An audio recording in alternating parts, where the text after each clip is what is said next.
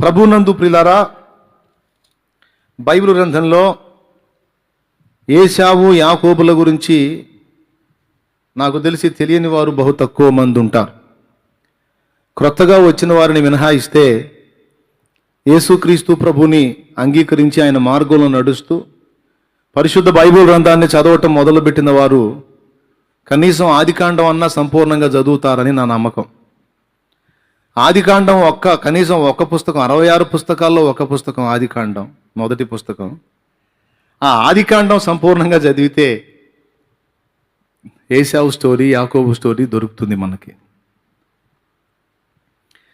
దేవునితో నడిచిన భక్తుడు అబ్రహాము విశ్వాసమును బట్టి నీతిమంతుడిగా తీర్పు పొందాడు, ఆశీర్వదించబడ్డాడు.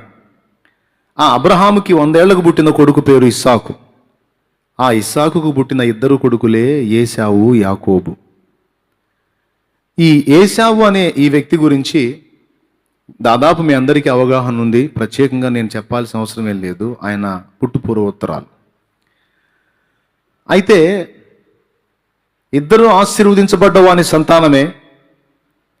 కానీ ఒకనికేమో భౌతికమైన ఆశీర్వాదం దక్కింది, మరొకనికేమో భౌతిక మరియు ఆత్మ సంబంధమైన 2 ఆశీర్వాదాలు దక్కాయి. జస్ట్ భౌతికమైన ఆశీర్వాదం పొందుకున్నవాడు ఏశావు. భౌతిక అంటే భూ సంబంధంగా, పరలోక సంబంధంగా, ఆత్మ సంబంధంగా కూడా ఆశీర్వాదం పొందినవాడు యాకోబు. ఈ ఏశావు గురించి ఓ మాట అక్కడ చెప్పాడు. భ్రష్టుడు, వ్యభిచారి అన్నాడు.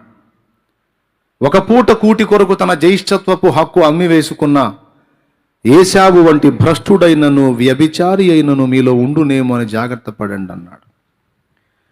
ఒక పూట కూటి కొరకు జ్యేష్ఠత్వపు హక్కును అమ్మేసుకున్నాడు. జ్యేష్ఠత్వం అనేది దేవుడు ఆశీర్వదించి ఇచ్చిన ఆధిక్యత. ఏది? వాగ్దాన సంతానానికి, అబ్రహాము సంతతికి జ్యేష్ఠత్వం అనేది ఒక ఆశీర్వాదకరమైన సంగతి. బైబిల్ గ్రంథంలో జ్యేష్ఠత్వం లేదా జ్యేష్ఠుడు ఈ 2 కూడా యేసుకే సాదృశ్యంగా ఉన్నాయి. జ్యేష్ఠత్వాన్ని విసర్జించాడు అంటే వాడు యేసును విసర్జించాడు. రోమాపత్రిక 8:29.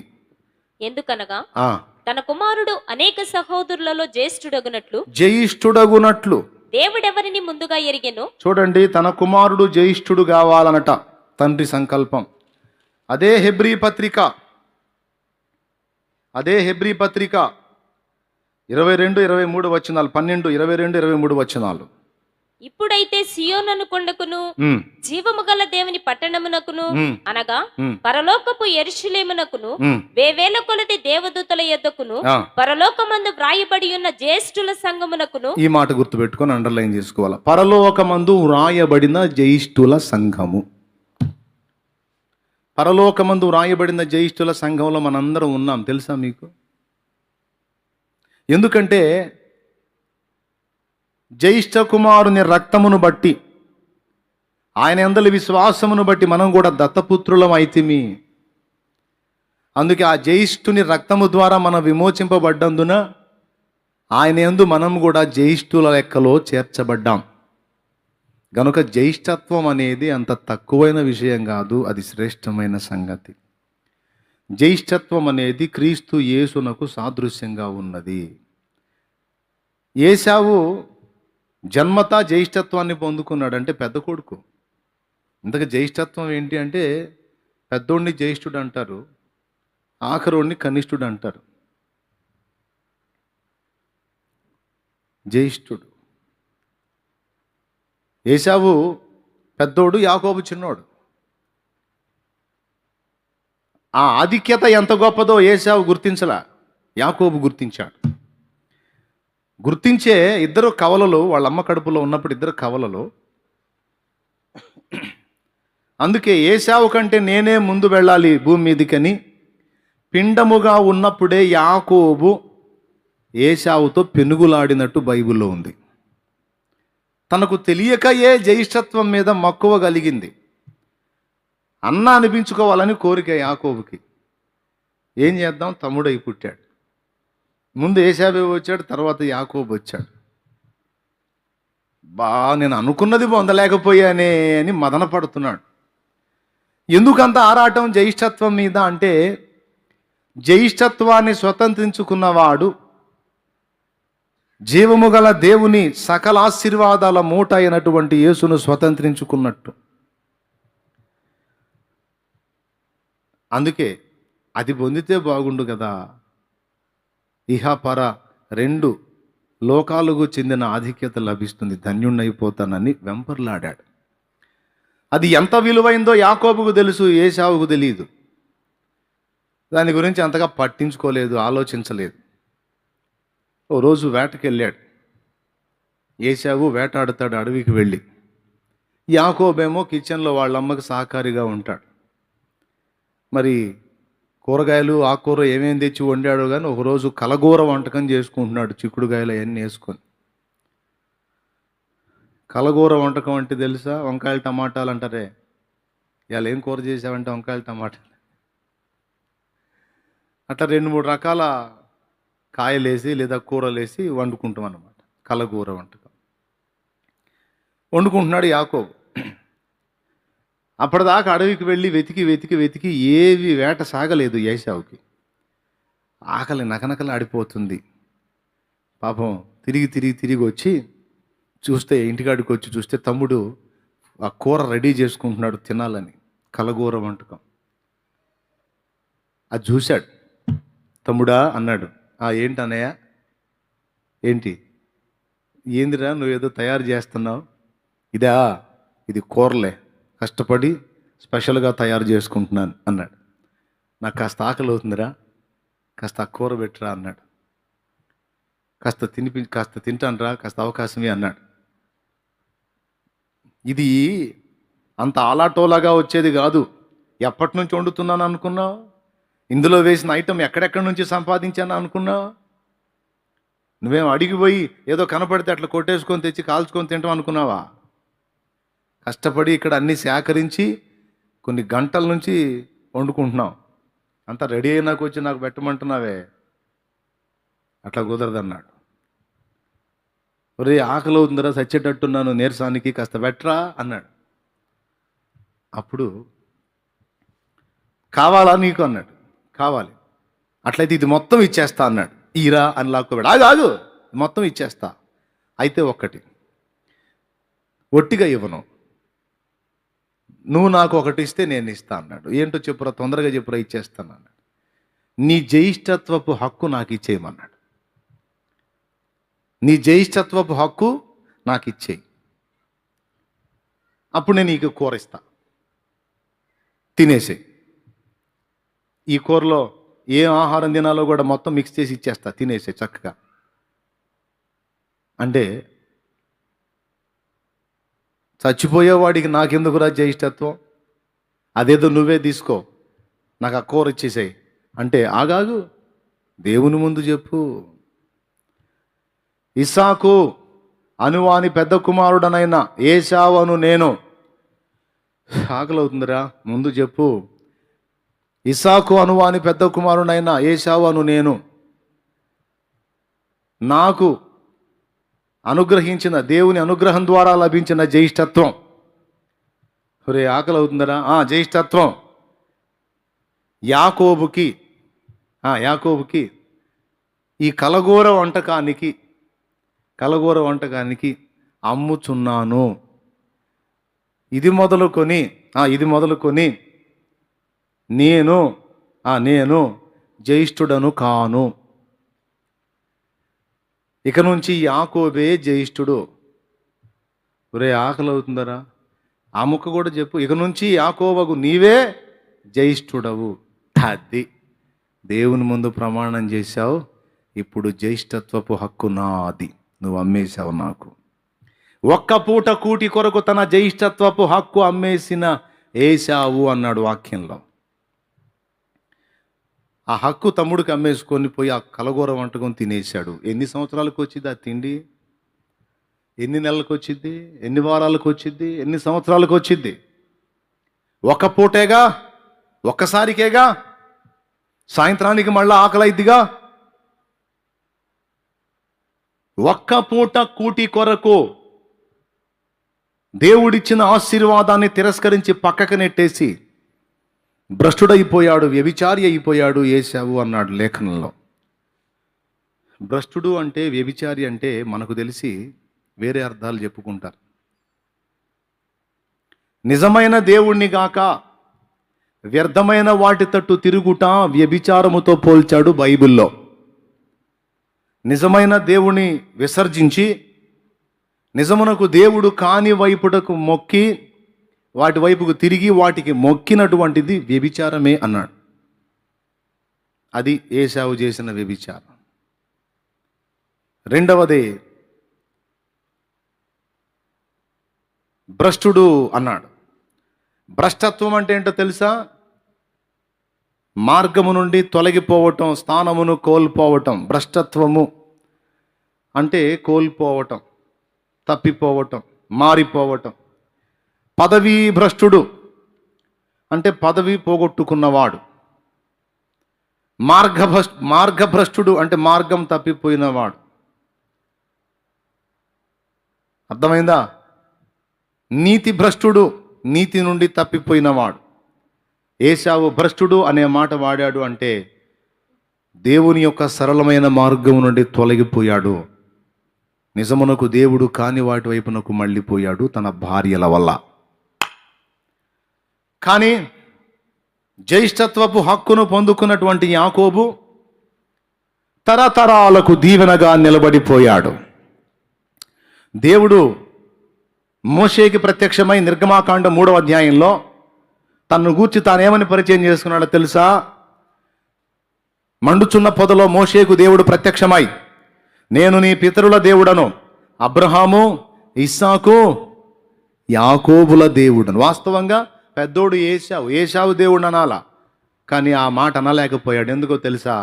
ఏశావు భ్రష్టుడైపోయాడు. అంటే జీవము గల దేవుని వదిలి వ్యర్థమైన వాటి తట్టు వెళ్ళిపోయాడు.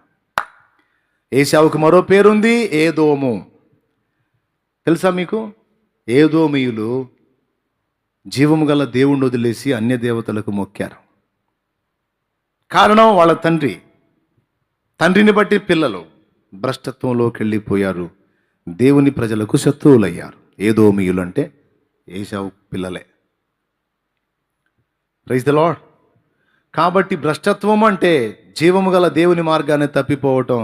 వ్యభిచారం అంటే అన్య దేవతల వైపు తిరిగిపోవటం. సైన్యములకు అధిపత్యకు యెహోవా ఎల్ షడ్డాయిని వదిలేయడం. ఒక పూట కూటి కొరకు ఇదిగో ఈ ఆధిక్యత కోల్పోయినాడు. ఆ జ్యేష్ఠత్వం యొక్క ఆశీర్వాదం ఎంత గొప్పదో తర్వాత అర్థమైంది ఏశావుకి. అన్ని పోగొట్టుకున్నాక ఫస్ట్ జ్యేష్ఠత్వపు హక్కు పోగొట్టుకున్నాడు, తర్వాత తండ్రి ద్వారా రావాల్సిన దీవెనలు కూడా పోగొట్టుకున్నాడు. స్తోత్రం చెప్పండి అందరూ, గట్టిగా చెప్పండి.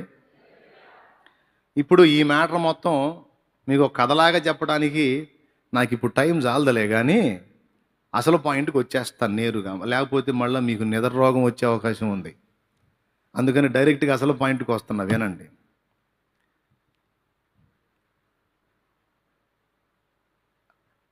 ఆ కింద 2 మాటల్లో అన్నాడు, పోగొట్టుకున్నాడు దేవుడిచ్చింది, ఆ తర్వాత దాన్ని పొందగోరి, ఆ ఆశీర్వాదం పొందగోరి ఎంతో శ్రద్ధతో వెతికినను మారు మనస్సు పొందని అవకాశము దొరకక విసర్జింపబడెను అనుంది. ఇది పాయింట్. మారు మనస్సు పొందడానికి అవకాశం దొరకలేదట. అవకాశం అనే మాటను తీసుకోండి, దాన్ని రౌండ్ చేయండి. దేవుడు మనకి కొన్ని అవకాశాలు ఇస్తాడండి కొన్ని విషయాల్లో. ఆ అవకాశాలను అందిపుచ్చుకున్నోడు ధన్యుడు, వాటిని పోగొట్టుకున్నోడు దరిద్రుడు. సైతాను కూడా కొన్ని అవకాశాలు కల్పిస్తాడు. మానవ నైజం చెప్పనా, ఎక్కువ శాతం మంది 180% మంది సైతాను కల్పించే అవకాశాల్లో దేన్ని పోగొట్టుకోరు, కానీ దేవుడు ఇచ్చేటువంటి అద్భుతమైన అవకాశాల్లో చాలా వాటిని నిర్లక్ష్యం చేసి పోగొట్టుకుంటారు. ఫర్ ఎగ్జాంపుల్, ఒక ఏకాంత స్థలం, అందులో మనకు పాపం చేసే అద్భుత అవకాశం. స్త్రీ అయితే ఆమెకు ఇష్టమైన పురుషుడు అందుబాటులోకి వచ్చాడు, పురుషుడైతే ఆయనకి ఇష్టమైన స్త్రీ అందుబాటులోకి వచ్చింది. వారే ఉన్నారు, ఇంకా ఎవరూ లేరు. వారు పాపం చేయటానికి మస్తు అవకాశం ఉంది. ఆ అవకాశాన్ని చాలామంది అద్భుతంగా వినియోగించుకుంటారు. 180% మంది వినియోగించుకుంటారు. ఒరివరు ఇది పాపం కదా, ఇది దేవునికి ఇష్టం కాని పని కదా, ఇది క్రమం కాదు కదా. ఏం పని చేయవాడ, ఛాన్స్ దొరికిందే, పాపం చేసే ఛాన్సు. ఈ అవకాశమో కొట్టుకుంటే మళ్ళా రాదని ఎంత తపన పడతాడో, ఎంత ఆరాట పడుతుందో. ఎంతమంది ఒప్పుకుంటారు? సైతాన్ని కల్పించే అవకాశం అన్నమాట పాపాలు చేయటానికి. ఛాన్స్ మిస్ గారు. ఎవడి మీదన్నా పగ తీర్చుకునే ఛాన్స్ వచ్చిందనుకో, వాడు అంతకుముందు మనల్ని దెబ్బ కొట్టాడు, తిరిగి వాడిని దెబ్బతీసే ఛాన్స్ లభించింది, పోగొట్టుకుంటారా? సైతాన్ని ఇచ్చే ఛాన్స్ అన్నమాట. అరే వాడు నన్ను ఇబ్బంది పెట్టాడు, వాడు నన్ను ఏడిపించాడు, నేను ఎందుకు ఏడిపించాలే వాడిని, పాపం ఆపదలో ఉన్నాడు, ఆదుకుందాం అనిపించేది దేవుని మనస్సు. కాదు కాదు, వీడిని అసలు వదిలిపెట్టకూడదు, క్షమించకూడదు, ప్రతీకారం తీర్చుకోవాలి, దొరికాడు అని రేపేది ఏ మనసో మీరే ఆలోచించండి. కొన్నిసార్లు దేవుడు కూడా శత్రువుల్ని పగ తీర్చుకోమని అప్పచెప్పాడు, అది వేరే విషయం. ఎందుకంటే వారి అంతటికీ మారు మనసు పొందే ఛాన్స్ లేనప్పుడు ఇక తప్పదు, వారు నిర్మూలపరచబడాలనే అవకాశాలు ఇచ్చాడు. మారు మనసు పొంది అవతలి వాడు దిద్దుకునే అవకాశం ఉంటే దేవుడు ఖచ్చితంగా క్షమించి వాడిని వదిలిపెట్టమంటాడు. కానీ సైతాన్ అట్ట ఒప్పుకోడు. అన్ని నీతి పన్నాలు తీసి పక్కన పెట్టవాయ్, చిక్కాడో కానీ అనేస్తాడనమాట వాడు. అందుకే అవతలి వాడు మన జీవితాలను ఇబ్బంది పెట్టాడు కనుక వాడి జీవితాన్ని ఇబ్బంది పెట్టడానికి ఛాన్స్ వస్తే వాడి సంబంధంగా వ్యతిరేకంగా మాట్లాడడానికి వీసమంతా కూడా వెనకాడం, అనేస్తాం. అలాగే కొంతమంది ఉంటారు, ఏ కొంచెం అవకాశం వచ్చినా ఎత్తుగళ్ళు. కూరగాయ దగ్గర నుంచి ఏ వస్తువును వదిలిపెట్టరు యథార్థవంతులు.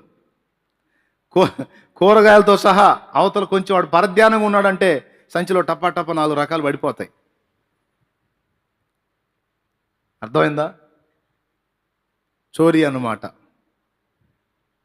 అవతల వాడిది ఏదన్నా పొందుకునే ఛాన్స్ ఉంటే పోగొట్టుకోరు ఆ ఛాన్స్ని, అవకాశాన్ని. అవతల వాడికి మన అవసరం ఉంది, మనం వాడికి హెల్ప్ చేయాలంటే సచ్చినట్టు మనకి ఇస్తాడు, ఆ అవకాశాన్ని కూడా పోగొట్టుకోరు. లంచం ఇస్తే పొందుకోవడానికి అవకాశం పోగొట్టుకోరు, వెంటనే స్పందిస్తారు. ఈ విధంగా లోకంలో మనం ఎదుర్కొనేటువంటి చాలా రకాల విషయాల్లో ఎన్నో రకాల ఛాన్స్లు వస్తాయి పాపం చేయటానికి, అవకాశాలు. ఆ అవకాశాల్లో దేన్ని పోగొట్టుకోం, చక్కగా అన్ని నెరవేరుస్తాం. కానీ దేవుడు మనకి ఇచ్చేటువంటి అద్భుత అవకాశాలు కొన్ని ఉన్నాయి, వాటిని మాత్రం జార విడుచుకుంటాం. వాటిల్లో మొట్టమొదటిది చెప్తున్నాను వినండి. ఇక మారు మనస్సు పొందుటకు అవకాశం.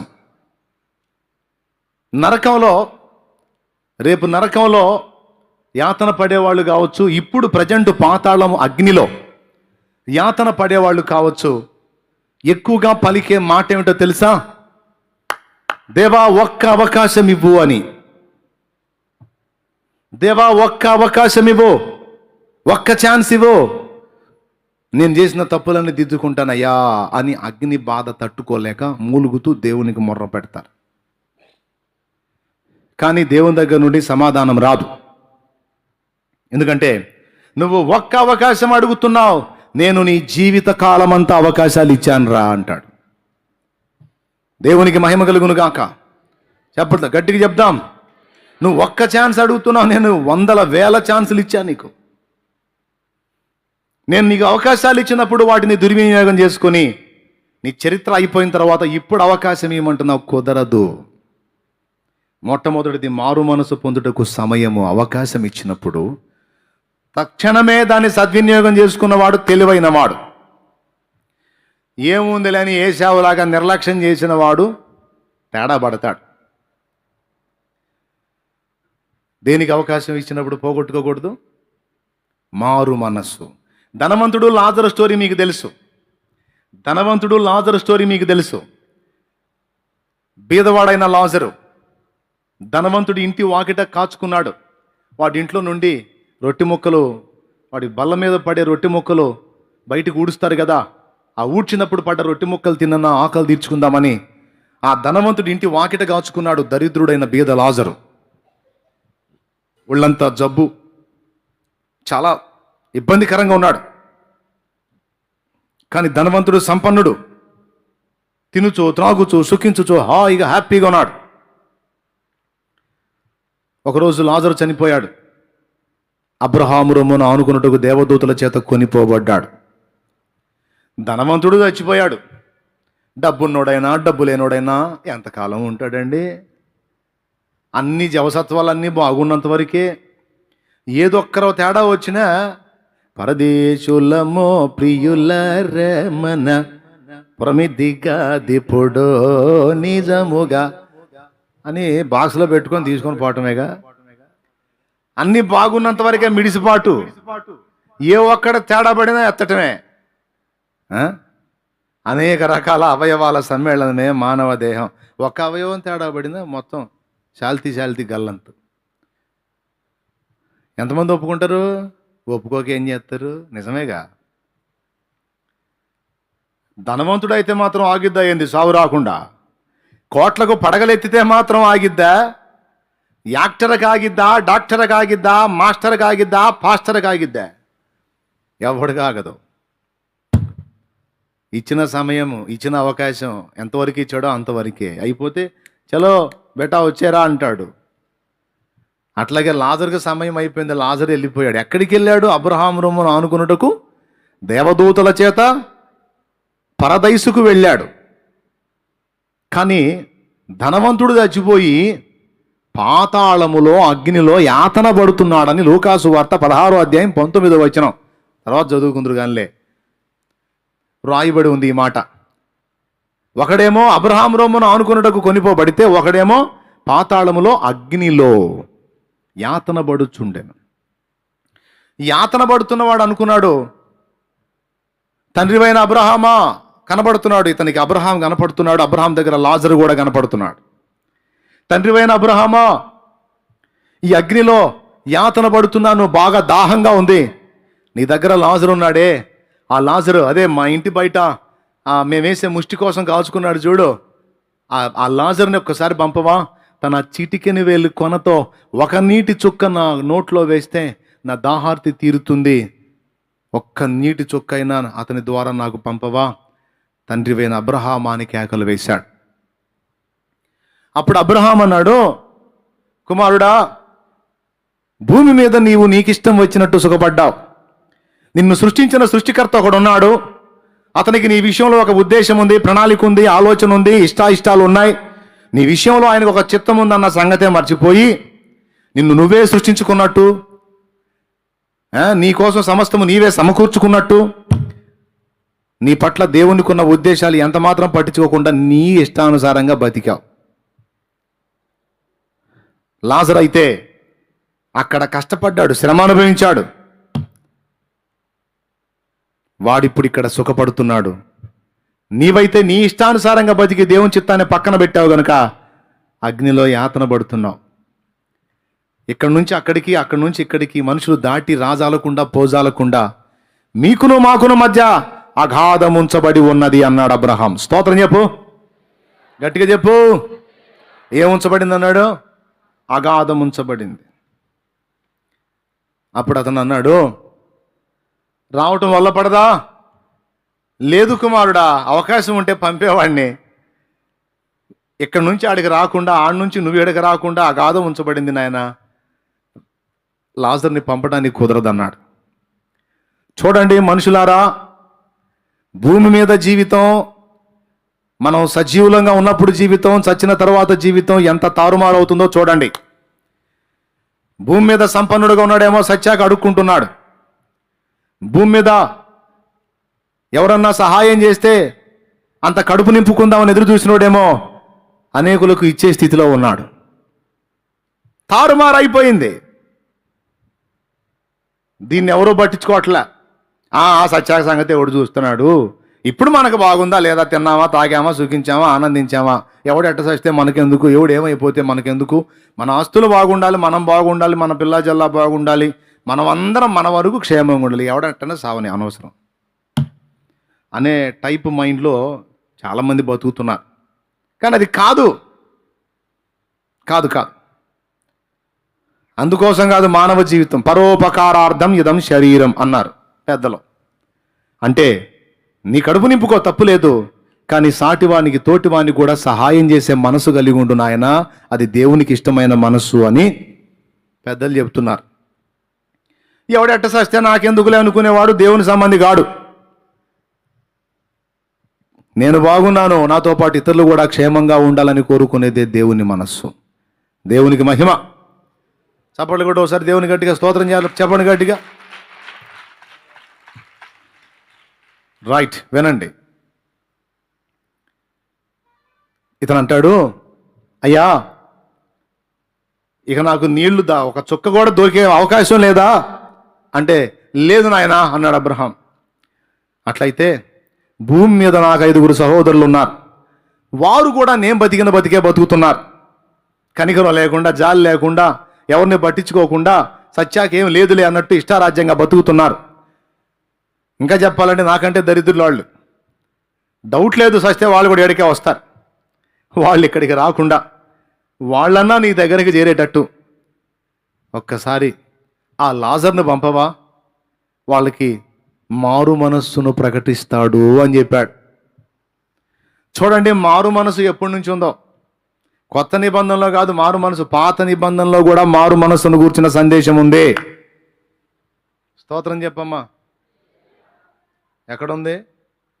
పాత నిబంధనలో ఏశావుల దగ్గర కనపడుతుంది, ఈ లాజరు ధనవంతుడి దగ్గర కూడా కనపడుతుంది. లాజరు ధనవంతుడు స్టోరీ నూతన నిబంధనలో యేసాయి కదా చెప్పింది. పాత నిబంధన మ్యాటర్ అంటున్నావు ఏంటంటే, ఇది ఎప్పుడు జరిగిందంటే మోషే టైంలో జరిగింది ఈ స్టోరీ. ఎప్పుడు జరిగింది? మోషే కాలంలో జరిగింది. అప్పుడు అబ్రాహాం అన్నాడు, అయ్యా ఇక్కడి నుంచి లాజర్ని అక్కడికి పంపించమంటావా మీ తమ్ముళ్ళ దగ్గరికి? అట్లా వల్ల పడదు. అక్కడ మోషేయు ప్రవక్తలు ఉన్నారు, వారి మాట విని మారు మనసు పొందాలన్నాడు. దేవునికి స్తోత్రం కలుగును గాక. ప్రారంభం నుండి కూడా మానవ జాతిని మారు మనస్సు వైపుకు పిలుస్తున్నది భక్తులండి. దేవుడు భక్తుల్ని వాడుకొని, త్రోవ తప్పిపోయిన మనుషులారా త్రోవలోకి రండర్రా అని ప్రారంభం నుంచి కూడా దేవుడు పిలుపునిస్తున్నాడు. నోవహు దినముల్లో నోవహు చేసింది అదే, నీతిమంతుడగు లోతు కూడా చేసింది అదే, హనోకు చేసింది అదే. భక్తులందరూ వరసగా నీతిని ప్రకటించి, దేవుని నీతిని ప్రకటించి, ఆ నీతిలోనికి రమ్మని మారు మనసు కోసం ప్రజలందరినీ పిలిచారండి వాళ్ళు. బాప్తీసుమిచ్చి యోహాను సైతం చేసింది అదే. సర్ప సంతానమా, రాబోవు ఉగ్రత నుండి మిమ్మల్ని తప్పించువాడెవడో, మారు మనసు పొంది దేవుని వైపు తిరగండి. గొడ్డలి చెట్ల వేరున ఉంచబడి ఉన్నది, మంచి ఫలములు ఫలించని ప్రతి చెట్టు నరకబడి అగ్నిలో వేయబడును. జాగ్రత్త. మంచి ఫలములో, మారు మనసుకు తగిన ఫలములో, మళ్ళీ చెప్తున్నాను, మారు మనసుకు తగిన ఫలం ఫలించాలి. మారు మనసుకు తగిన ఫలం ఫలించని ప్రతి చెట్టు నరకబడి అగ్నిలో వేయబడుతుంది అని సింహగర్జన చేశాడు బాప్తీసమిచ్చి యోహాను. అంటే దేవుని నీతిని విసర్జించి, దేవుని క్రమాన్ని, క్రమశిక్షణను పక్కన పెట్టి, తమ బుర్రలకు తోచినట్టుగా బతుకుతున్న వాళ్ళందరినీ దేవుని క్రమమును అనుసరించి బతకడానికి పిలుపునిచ్చారు భక్తులు. ఇది మారు మనసు కొరకైన పిలుపు. ఎంతమందికి అర్థమైంది? అర్థమైతే చేతులు ఎత్తండి. దేనికోసం పిలుపు? మారు మనసు. ఇప్పుడైతే దేవుని నీతి క్రీస్తు యేసునందు వెల్లడిపరచబడింది. ఇప్పుడైతే మారు మనసు పొంది యేసు క్రీస్తునందు విశ్వాసం ఉంచుట ద్వారా రక్షణ. అర్థమైందా? ఇప్పుడైతే మనందరం మారు మనసు పొంది పాప క్షమాపణ నిమిత్తమై బాప్తిస్మం పొంది మన పాపముల కొరకై ప్రాయశ్చిత్తంగా బలి అయి తిరిగి లేచిన యేసునందు విశ్వాసం ఉంచుట ద్వారా రక్షణ. Okay, right. వీడు ఎంత వెర్రుడండి. దేవుడు అవకాశాలు ఇస్తాడండి. మారు మనసు పొందడానికి వాడికి లైఫ్ లాంగ్ అవకాశం ఇచ్చాడు. కనీసం దేవుడు వాని మీద కనికర పట్టడానికి వాడు బయటికి పోయి ఎవరికి దానం చేయడానికి తెలుసు దేవునికి. ఒరే, క్లైమాక్స్కి వస్తున్నావురా, ఇక సావబోతున్నావు నువ్వు, కనీసం ఈ సచ్చేటప్పుడన్నా ఒక్కటన్నా రే రే రే ఒక్కటన్నా చేయరా మంచి పని. నువ్వు వెళ్ళొద్దురా, నేనే నీ ముందుకు పంపిస్తారా. ఒరే బాబు, నేనే నీ ముందుకు పంపిస్తాను రా, నీ ఇంటి దగ్గర పంపిస్తారా. వానికి ఒక రొట్టె ముక్క పెట్టరా, కనీసం దాన్ని చూసన్నా నిన్ను కనికరిస్తారా. కనికరం గలవాడు కనికరం కలిగిన తీర్పు పొందును, కనికరం లేనివాడు కనికరం లేని తీర్పు పొందును. ఒరే కఠినుడా, మీకు తెలుసా, ధనవంతుడి ఇంటి వాకిట బతుకుతున్నటువంటి లాజరుకి ఒక్కనాడు కూడా వాడు ఒక్క రొట్టె మొక్క కూడా పెట్టలేదు సరిగదా. ఊడ్చే వాటిలో కూడా రొట్టె మొక్క లాజరుకు దొరకలేదు అని ఎక్కడ రాసుంది? అక్కడే ఉంది. ఆ ధనవంతుని ఇంటి వాకిట నుండి కాచుకొని వాని వల్ల మీద నుండి పడు రొట్టె ముక్కలతో ఆకలి తీర్చుకొన గోరెను అని ఉంది, కానీ ఆకలి తీర్చుకొనేను అని లేదు. ఆకలి తీర్చుకొన గోరాడు, కానీ వాడు ఆకలి తీర్చలా. ఆపదలో ఉన్నవాడికి, ఆకలి కొన్నవాడికి అంత అన్నం పెట్టి కనికరం చూపే ఛాన్స్ మనం బజార్లోకి పోయి చేయకపోయినా మన దగ్గరికే అవకాశాన్ని దేవుడు పంపిస్తాడండి. ఒక్కొక్కడు ఉంటాడు ఎంత కక్కుర్తంటే, పిల్లికి బిచ్చం పెట్టాడు, ఎంగిల్ చేత్తో కాకిందో వాళ్ళడు, మెతుకుపోతే బతుకే పోయిద్దని గందరగోళం అయిపోతుంటాడు దరిద్రుడు. రూపాయిని పాపాయిలాగా పెంచి పోషించి ఇక అదే జీవితం రోజు దానికి దూపం వేస్తుంటాడు. బీరువా దీయటం, ఆ కట్లకి, ఆ డబ్బుకి, ఆ బంగారానికి, ఆ వస్తువులకి బాగా నేను చూశాను, అందుకే చెబుతున్నా. నేను చెప్పేది బుస్సు కాదు. నా చిన్నతనంలో మా గేదెలు ఉన్నాయి కదా, పాలు దాదాపు 8 సంవత్సరాల ప్రాయం నుండి ఇటు 4 పాల క్యాన్లు, ఇటు 4 పాల టిఫినీలు ఏమంటారండి వాటిని, ఉంటాయి కదా టిఫినీలు, క్యాన్లు, పాల క్యాన్లు, ఇటు 4 తగిలించుకొని ఏమంటే పాలు అని ఎల్లమ్మడి తిరిగేవాడిని. కొంతమందికి ఎంత స్వతంత్రం అంటే వెళ్ళిపోతా నేనే ఇంట్లోకి డైరెక్ట్గా. చిన్నోడిని కదా, వాళ్ళు ఏమి ఇబ్బంది పడరు. ఆ లోపల గిన్నె ఉంటుంది, పోయి ఎందుకు రాడుండి కేకలేస్తావు, మా ప్రాణం తీస్తావు పూజ చేసుకుంటుంటే అనేవాళ్ళు. నేను అట్లాగా లోపల పోతా ఉండేవాడిని. బీరువా తీసి ఈ పొగ వేస్తూ ఉంటాడు. ఒక్కొక్క ఇంట్లోనే అమ్మగారు వేస్తూ ఉంటుంది. ఈ కట్టలు పిల్లల్ని పెట్టాలి, ఆ బంగారం పిల్లల్ని పెట్టాలని, ఆ డబ్బు కట్టలు పిల్లల్ని పెట్టాలని. మా గెట్టోళ్ళు అనమాట ఎంగిల్ చేత్తో కాకింది వాళ్ళరు. ఆ ఎంగిల్ చేత్తో కాకింది తోలితే ఒక మెత్తు కింద పడిద్దేమో అని. ఊరుకోని నిజంగా అట్టంటోళ్ళు ఉంటారంటే ఉండరా లేరా. అరే అవతలోడు విలవిల చచ్చిపోతున్నా సరే రూపాయి బయట పెట్టరు. సావుని చస్తే ఓహోహో ఈ ఇట్లాంటి పెట్టుకుంటే ఇక మనం పెద్ద బొచ్చ తీసుకొని పోవాలి. ఇట్లాంటివి అన్నీ మనకు నడవు. ఎంతో కష్టపడితే వచ్చిందమ్మా రూపాయి. పాపం బిడ్డ. అట్టంటోడు ఈ ధనవంతుడు. వీడు ధనవంతుడని పేరే కానీ నా లెక్కలు వీడు పెద్ద దరిద్రుడు. అర్థమైందా? ధనవంతుడుగా కనపడుతున్న నిష్ఠ దరిద్రుడు అనమాట. పేరుకేవాడు సంపన్నుడు, బిల్డప్ కోసం, ఎత్తుల కోసం తప్ప మరి దేనికి పనికిరాదు. ఏం చేస్తాడండి? కోట్లకు పడగలెత్తాడు, ఓకే. బీదా బిక్కిని కనిపెట్టలేదు, దీనులకు చేయి చాపలేదు, కనికరం లేని బతుకు బతికాడు. అరే రే రే రే రే రే వాడు ఇంటి ముందుకి అవకాశాన్ని పంపించాడండి దేవుడు. మారు మనసు పొందడానికి వాడికి అవకాశం ఇచ్చాడు. దీనులను కరుణించడానికి, కనికరించడానికి, వాడు ఎటుగుడి బయటికి పోయి ఎవడికి సాయం చేయడానికి తెలిసే వాడి ఇంటి దగ్గరికి లాజర్ను పంపేటట్టు చేశాడు. లాజరు వచ్చి పాప ఎంతకాలం పడిగాపులు కాశాడో, వీడు వాడికి వైద్యం చేయించింది, ఆయనకి ఆ లాజరుకి వైద్యం చేయించింది లేదు. అరే పాపం వాడి పరిస్థితి బాగలేదు, ఏదన్నా వాడికి హెల్ప్ చేయండి రా అన్నది లేదు, పట్టెడు అన్నం పెట్టింది లేదు, ఒక రొట్టె మొక్క ఇచ్చింది లేదు. వీడు దరిద్రుడు కాక మరి ఎవరండి? చెప్తున్నా, చూస్తున్నారుగా ప్రపంచంలో పరిస్థితులు ఎట్లా మారిపోతున్నాయో. రూపాయిని పాపాయిలాగా ప్రేమించి ఎవరు ఎట్టపోతే మనకెందుకులే, మన డబ్బులు మనం జాగ్రత్తగా ఉండాలనే పిచ్చి ఆలోచన చేయొద్దు. కనికరం అనేది చూపండి. బాధల్లో ఉన్న వారికి, దీనులకు, బేదలకు, విధవరాండ్రకు, అనాథులకు, వృద్ధులకు, దిక్కులేని వారికి చేయి జాపండి. చేయి జాపి అడుక్కోమని కాదు, వారికి చేయి జాపి ఇవ్వండి. దేవునికి స్తోత్రం కలుగును గాక. ఇవ్వండి, కనికరించండి, కనికరం గల్లా తీర్పు పొందుతారు. కనికరం చూపకపోతే కఠినమైన తీర్పును ఎదుర్కోబోతున్నారు. జాలి పడడిక. దేవుడి పద్ధతి ఏంటో చెప్పనా? జాలి పట్టాన్ని కూడా ఒక టైం పెట్టుకుంటాడు. ఇన్ని సంవత్సరాలు వీడి మీద నేను జాలి చూపుతా, ఇన్ని సంవత్సరాలు వీడిని కనికరించి వీడికి ఛాన్స్ ఇస్తా, ఇన్ని సంవత్సరాల తర్వాత కూడా వీడి తత్వాన్ని మార్చుకోకపోతే ఇక జాలి అనే సెక్షన్ పక్కన పెట్టి కాఠిన్యం అనే దానిలోకి ఇంటి తీసుకుంటా. మా లెక్కసరి దేవుడు అంత డేట్లు పెట్టుకుంటాడు, తన్నేదానికి డేట్ పెట్టుకుంటాడు. కోపం రాగానే కొట్టాడు, వీడిని ఈరోజు తప్పు చేశాడు కదా, ఇదిగో ఇన్ని రోజుల తర్వాత వీడిని కొట్టాలి అని పెట్టుకుంటాడు. ఎందుకు అంత టైం తీసుకుంటాడో తెలుసా? తప్పు చేసిన వెంటనే కొట్టాడు. ఎందుకో తెలుసా? మారు మనసు పొందడానికి అవకాశం ఇస్తాడు. అర్థమైందా?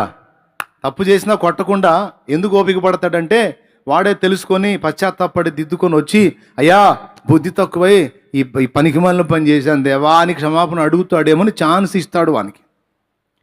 మనం అతీయంగా తేడా పడ్డాడంటే పగిలిపోయిందే. దేవునికి స్తోత్రం. కనీసం కొట్టలేకపోయినా 4 మాటలనన్నా తృప్తి పడతాం. మన సైకాలజీ అది. దేవుడు తిట్టాలన్నా, గద్దించాలన్నా, కొట్టాలన్నా టైం పెట్టుకుంటాడు. కాఠిన్యం చూపటానికి కూడా టైం పెట్టుకుంటాడు.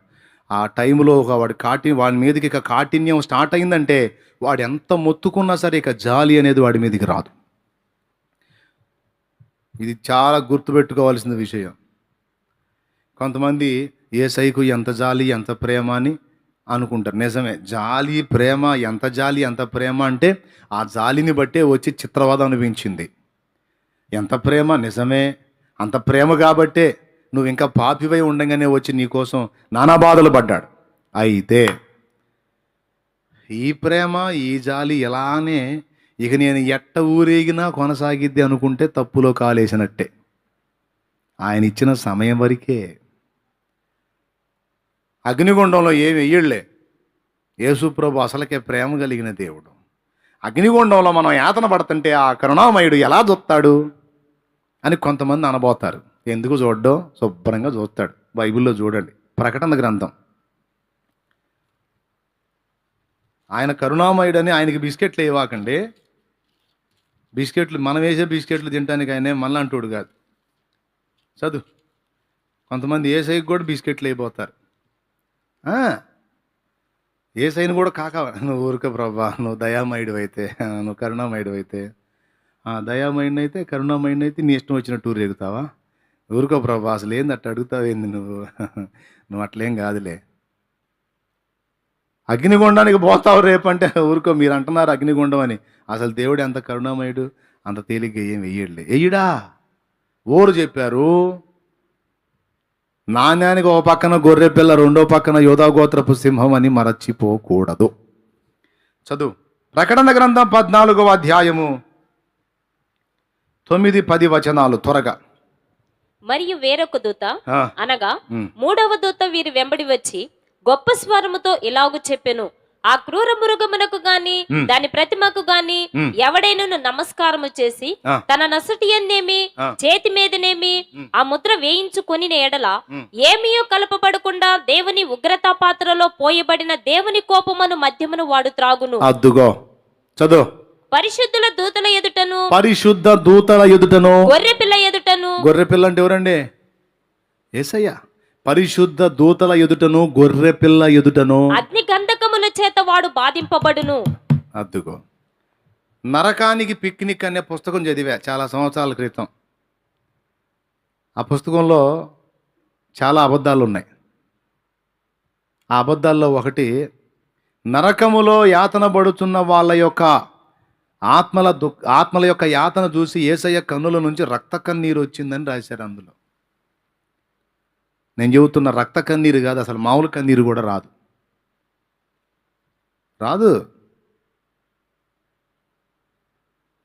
తోటలో చెట్లు నాటాం, కాపు కాసిద్దేమో అని కష్టపడి వాటికి సకల పరిచర్యలు చేశాం. కానీ దాని యజమానుడు ఆశించిన ఫలం దాని నుంచి రాలా. 1 ఏడు, 2 ఏళ్ళు, 3 ఏళ్ళు, 4 ఏళ్ళు చూసాం. ఎన్నేళ్ళు? 4 ఏళ్ళు చూసాం, రాలా. 5వ ఏడు నరికేసాం. నరికేసి ఏడుస్తా పొయ్యిలో పెడతామా? చిట్టా, నిన్ను పొయ్యిలో పెట్టాల్సి వస్తుందమ్మా, అగ్నిలో వేయాల్సి వస్తుందమ్మా అని ఏమైనా పెడతామా? మరి ఎట్ట పెడతాం? దీని మొఖాన 5 సంవత్సరాల చాకిరి అని ఎట్టా పొయ్యిలో పెడతామండి? కనికరం చూపేటప్పుడు కనికరం చూపుతాడు, కోపపడేటప్పుడు ఇక దిక్కుండదు. ఇక మనం ఎవడికి చెప్పుకోవటానికి కూడా ఉంది. 2 సంగతులు లేఖనాల్లోనే ఉన్నాయి, మర్చిపోకూడదు. దేవుని సంబంధమైన విషయాలతో చెలగాటాలు, పరాచకాలు, పిచ్చి వేషాలు వేయకూడదు. ఓవర్ యాక్షన్ చేసి నకరాలు చేస్తే తీస్తాడు తోలు నిలబెట్టి. బాగా అర్థమవుతుందా? ఎంతమందికి అర్థమవుతుంది? ఏదో యేసుప్రభు బొమ్మ చూసి చాలామంది 2 ఏళ్ళు ఇట్లా పెట్టుకొని ఇట్లా దీనంగా అట్లా పెట్టుకుంటే ఏ డ్యాన్స్ అయినా వేయొచ్చులే ఆయన ముందు అనుకుంటున్నారు. ఏ డ్యాన్స్ అన్నా ఎత్తావా? జాయింట్లు తీసి ఆడ పెడతాడు. ఇక డ్యాన్స్ వేయటానికి కాళ్ళు కూడా ఉండవు. దేవునికి స్తోత్రం కలిగిన గాక. కాళ్ళు ఉన్న కాడ నుంచి బిడ్డ నువ్వు బాగా ఎగురుతున్నావు, జాయింట్లు తీస్తాను కానీ తీస్తాడనమాట. అందుకే దేవుని ముందు నకరాలు చేయకూడదు. అవకాశాలు ఇస్తాడు, వినియోగించుకోవాలి. వాటిలో మొట్టమొదటిది మారు మనసు కొరకు అవకాశం ఇస్తాడు. చేసిన పాపాలు ఒప్పుకొని దిద్దుకొని జీవితాన్ని సరి చేసుకోవటానికి ఛాన్సెస్ ఇస్తాడు, అందిపుచ్చుకోవాలి. మీకు చాలాసార్లు ఒక ఎగ్జాంపుల్ చెప్పాను. ఏమంటే, కన్న తల్లిని చిత్రవదగా బాధ పెట్టే కొడుకు ఒకడు ఒకరోజు తల్లిని వదిలి భార్యను తీసుకొని దూరం వెళ్ళిపోయాడు. వాడు తల్లిని తల్లిలాగా చూడడు, దుర్మార్గుడు అన్నమాట. కొట్టడం అట్టిట్టు కాదు, అమ్మ కష్టార్జితం అంతా తింటాడు, అమ్మని భయంకరంగా కొడతాడు. తేలిక, చనువు, చులకన అమ్మంటే. ఆమెకేమో వాడంటే ప్రేమ. ఆ ప్రేమను బట్టి వాడు ఎంత బాధలు పెట్టిందా తట్టుకుందా పిచ్చి తల్లి. వీడేమో చీటికి మాటికి అమ్మను అమ్మలాగా పెళ్ళం కంటే అన్యాయంగా చూస్తాడన్నమాట. అలాంటి నీచుడు ఓ రోజు బాగా తల్లిని కొట్టి పడేసి భార్యను తీసుకొని దూర ప్రాంతానికి వెళ్ళాడు. 2 సంవత్సరాలు వాడికి ఏమైపోయాడో కూడా తల్లికి తెలియదు. తల్లి బతికుందా సచ్చిందా కూడా పట్టించుకోలే వాడు. ఆ భార్యను తీసుకెళ్ళి హాయిగా కాపురం చేసుకుంటా, ఆ పని ఈ పని చేసుకుంటా బతికేస్తున్నాడు లైఫ్ హ్యాపీగా. అరే, నేను అంతసేటు కొట్టి పడేసి వచ్చాను, మా అమ్మ ఉందా సచ్చిందా, మా అమ్మ బతికి ఏమైంది, ఏం పట్టించుకోలే దరిద్రుడు. 2 ఏళ్ల తర్వాత ఓ జబ్బు వచ్చింది వాడికి. ఆ జబ్బు విచిత్రం. ఎన్ని ఆసుపత్రులు తిరిగినా జబ్బు తగ్గట్లా. రోజు రోజుకి క్షీణించిపోయి, ఎండిపోయి, బక్కచీకిపోయి, శల్యమైపోయి చివరికి చచ్చే స్థితికి వచ్చేసాడు. బెడ్ మీద ఉన్నాడు, మంచం మీద. ఈరోజా ఇంకాసేపా ఇంకో గంటకా అన్నట్టుంది. అందరూ చూడటానికి వస్తున్నారు. ఈ 2 ఏళ్లలో తనకు పరిచయం అయిన వాళ్ళందరూ. వాళ్ళలో ఫ్రెండు అతని దగ్గరికి వస్తే కన్నీళ్లతో అతని దగ్గరికి పిలిచాడు. ఇట్రారా అని పిలిస్తే, ఏందిరా అంటే, నేను బతకదని నాకు తెలుసురా, చచ్చిపోతున్నాను, నాకు ఇక ఫైనల్ స్టేజ్కి వచ్చేసింది, ఏ క్షణాన నా ప్రాణం పోతుందో నాకు అర్థం కావట్లేదు, కానీ బతకటం మాత్రం లేదురా, చచ్చిపోతాను, కానీ నా ప్రాణం పోయేలోపు ఒక చిన్న పని చేయాలని ఆశ ఉందిరా అన్నాడు ఏడుస్తా. చెప్పురా ఏంటి? నాకు ఒక చిన్న కోరిక ఉంది, తీరుస్తావా అన్నాడు. చెప్పురా తీరుస్తాను, నా అలివైనంత వరకు తీరుస్తానంటే, ఏం కాదురా, నాకు ఒక అమ్మ ఉంది, తల్లి, ప్రేమగల్ల అమ్మ, చాలా మంచి మనిషిరా, నేనే నీచుణ్ణే. ఆమె ప్రేమను ఒక బలహీనతగా తీసుకొని ఆమెని చాలాసార్లు కొట్టాను. ఆమె కడుపు నిండా అన్నం పెట్టలేదు. ఆమె కష్టపడి నా కోసం తీసుకొచ్చింది తిని ఆమెనే కొట్టి ఆమె దగ్గర ధనం లాక్కుని ఎన్నెన్నో యాతనలు చేశాను. 2 ఏళ్ళు అయిపోయింది ఆమెను వదిలేసి వచ్చాను. ఆమె ఎలా ఉందో కూడా నాకు తెలియదు. కానీ ఈ చావు దగ్గరకు వచ్చిన వేళలో నాకు ఒక ఆశ కలుగుతుందిరా. నా తల్లికి చాలా ద్రోహం చేశాను, నా తల్లిని చాలా ఏడిపించాను, చాలా బాధ పెట్టాను. ఇప్పుడు చచ్చేటట్టున్నాను. మా అమ్మ ఫలానా ఊర్లో ఉంటుందిరా, ఒక్క అడుగు ఇబ్బంది అనుకోకుండా వెళ్ళి మా అమ్మకి నా పరిస్థితి చెప్పి ఒక్కసారి ఆమె దగ్గరికి నేను వెళ్ళే పరిస్థితి లేదురా, ఒక్కసారి నా దగ్గరికి రమ్మను. అమ్మ 2 కాళ్ళు పట్టుకొని మా అమ్మని క్షమాపణ అడిగి చావాలనుందిరా అన్నాడు. నేను చచ్చిపోతాను, అయితే ఒక్కసారి మా అమ్మని, అమ్మా నీకు చాలా దుర్మార్గం చేశానమ్మా, నిన్ను చాలా మార్లు కొట్టాను, చాలా బాధ పెట్టానమ్మా, నన్ను క్షమించమ్మా అని కన్నీళ్లతో మా అమ్మను ఒక్కసారి అడిగి ప్రాణం వదులుతారా? స్నేహితుడా ఒక్క సాయం చేయమన్నాడు. తప్పకుండా అది ఎంత భాగ్యం, నేను వెళ్తానని బయలుదేరి వెళ్ళిన కాడ నుంచి ఇంకా డేలా పడిపోయాడు ఇతను. అతను వెళ్ళి తల్లికి చెప్పాడు. ఎంక్వైరీ చేసి ఆమె అడ్రస్ తీసుకొని ఆమెను కనుక్కునేటప్పటికి పాపం చాలా సమయం అయింది. మొత్తం మీద ఆమెను కలుసుకొని ఆమెకి ఈ మాట చెప్పగానే ఆమె అమ్మో అని అట్లా ఉన్నాడా నా బిడ్డ అని ఏడ్చుకుంటా, తల్లి ప్రేమ, వాడు ఎక్కడున్నా బాగున్నాడు, క్షేమంగా ఉన్నాడని వదిలేసింది. కానీ వాడు చావు బ్రతుకుల మధ్య తుది శ్వాసలో ఉన్నాడంటే తల్లి గుండె ఆగలేదు. అయ్యా అయ్యా నా బిడ్డను చూపించయ్యా అని బయలుదేరింది. వెంటనే ఇద్దరు కలిసి బస్సు ఎక్కెళ్ళారు. వాని ఇంటి సమీపంలో బస్సు ఆగింది.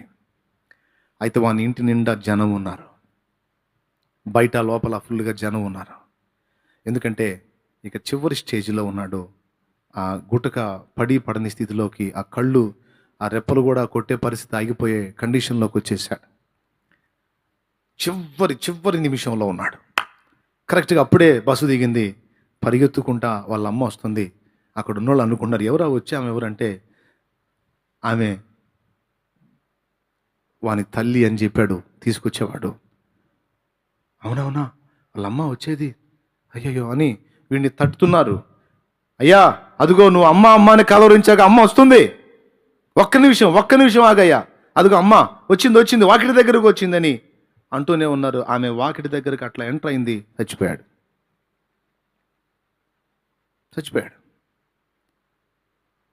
జనాలందరి హృదయాల్లో గాయమైపోయింది. దేవుడి మీద కోపం వచ్చింది. చచ్చిపోయినోడి మీద కాదు, వాళ్ళ అమ్మ మీద కాదు, దేవుని మీద కోపం వచ్చింది అక్కడ ఉన్న ప్రజలకి. ఎందుకో తెలుసా? దేవుడు కరుణామయుడు, కనికరం కలిగిన వాడు అంటారు కదా. ఒక్క 2 నిమిషాలు ఛాన్స్ ఇస్తే, ఒక 2 నిమిషాలు అవకాశం ఇస్తే ఆ తల్లిని కళ్ళారా చూసేవాడు, అమ్మా నన్ను క్షమించని అడుక్కునేవాడు, హాయిగా ప్రశాంతంగా సంతోషంగా వెళ్ళిపోయేవాడు కదా. అయ్యో మా అమ్మని క్షమాపణ అడగకుండానే చచ్చిపోతానని బాధతో చచ్చిపోయాడు కదా. ఆ తల్లి కూడా సజీవంగా ఉన్న కొడుకుని కన్నులారా చూసేది కదా. ఎక్కడ దేవునికి కనికరం, ఎక్కడ దేవునికి జాలి అని అందరూ నిట్టీర్పు విడిచి సనగటం మొదలుపెట్టారు.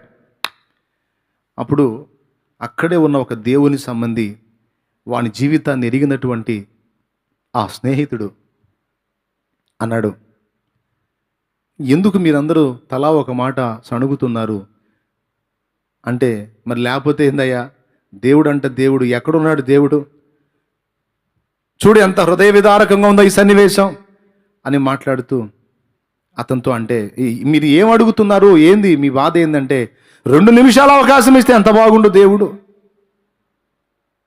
ఒక్క 2 నిమిషాలు ఛాన్స్ ఇస్తే ఆ తల్లి కొడుకు ఒకరినొకరు చూసుకునే వాళ్ళు, ఆ తర్వాత తీసుకునే ఇబ్బంది ఉండేది కాదు అంటే. అప్పుడు అతను చెప్పాడు, 2 నిమిషాలు అని మీరు అన్నారు. మీకు తెలుసా, దేవుడు వానికి 2 సంవత్సరాలు ఇచ్చాడు. ఎన్ని ఇచ్చాడో? 2 సంవత్సరాలు ఇచ్చాడో. వాడు తన జీవితాన్ని దిద్దుకోవడానికి, తల్లిని కలుసుకొని క్షమాపణ అడగడానికి, తల్లి పాదాలు పట్టుకొని కన్నీరు విడవడానికి 2 నిమిషాలు కాదు, 2 సంవత్సరాలు అంతకంటే ఎక్కువే ఇచ్చాడు. దేవుడిచ్చిన సమయంలోనే ఎవడైనా వినియోగించుకోవాలి. దేవుడిచ్చిన సమయాన్ని నిర్లక్ష్యం చేస్తే తర్వాత ఎంత మొత్తుకున్నా దొరకదు. ఆ ఆశీర్వాదము పొందగోరి ఏశావు కన్నీళ్లతో శ్రద్ధగా వెతికినను మారు మనసు పొందని అవకాశము దొరకక విసర్జింపబడెను. దేవుని క్షమాపణ అడగటానికి, పాపాలు ఒప్పుకోవడానికి, మారు మనసు పొంది పాప క్షమాపణ నిమిత్తమైన బాప్తిస్మం పొందడానికి దేవుడు అవకాశం ఇచ్చినప్పుడే ఎవ్వరి కోళ్ళు జాగ్రత్త పడాలి. ఏముందిలే అని నిర్లక్ష్యం చేస్తే ఆ అవకాశం పోయిందంటే ఇక వచ్చిద్దో రాదో కూడా తెలియదు. ఎంతమందికి అర్థమైంది? ఎప్పుడు త్రోవ తప్పిన గొర్రెవలే తిరుగులాడుచున్నావా?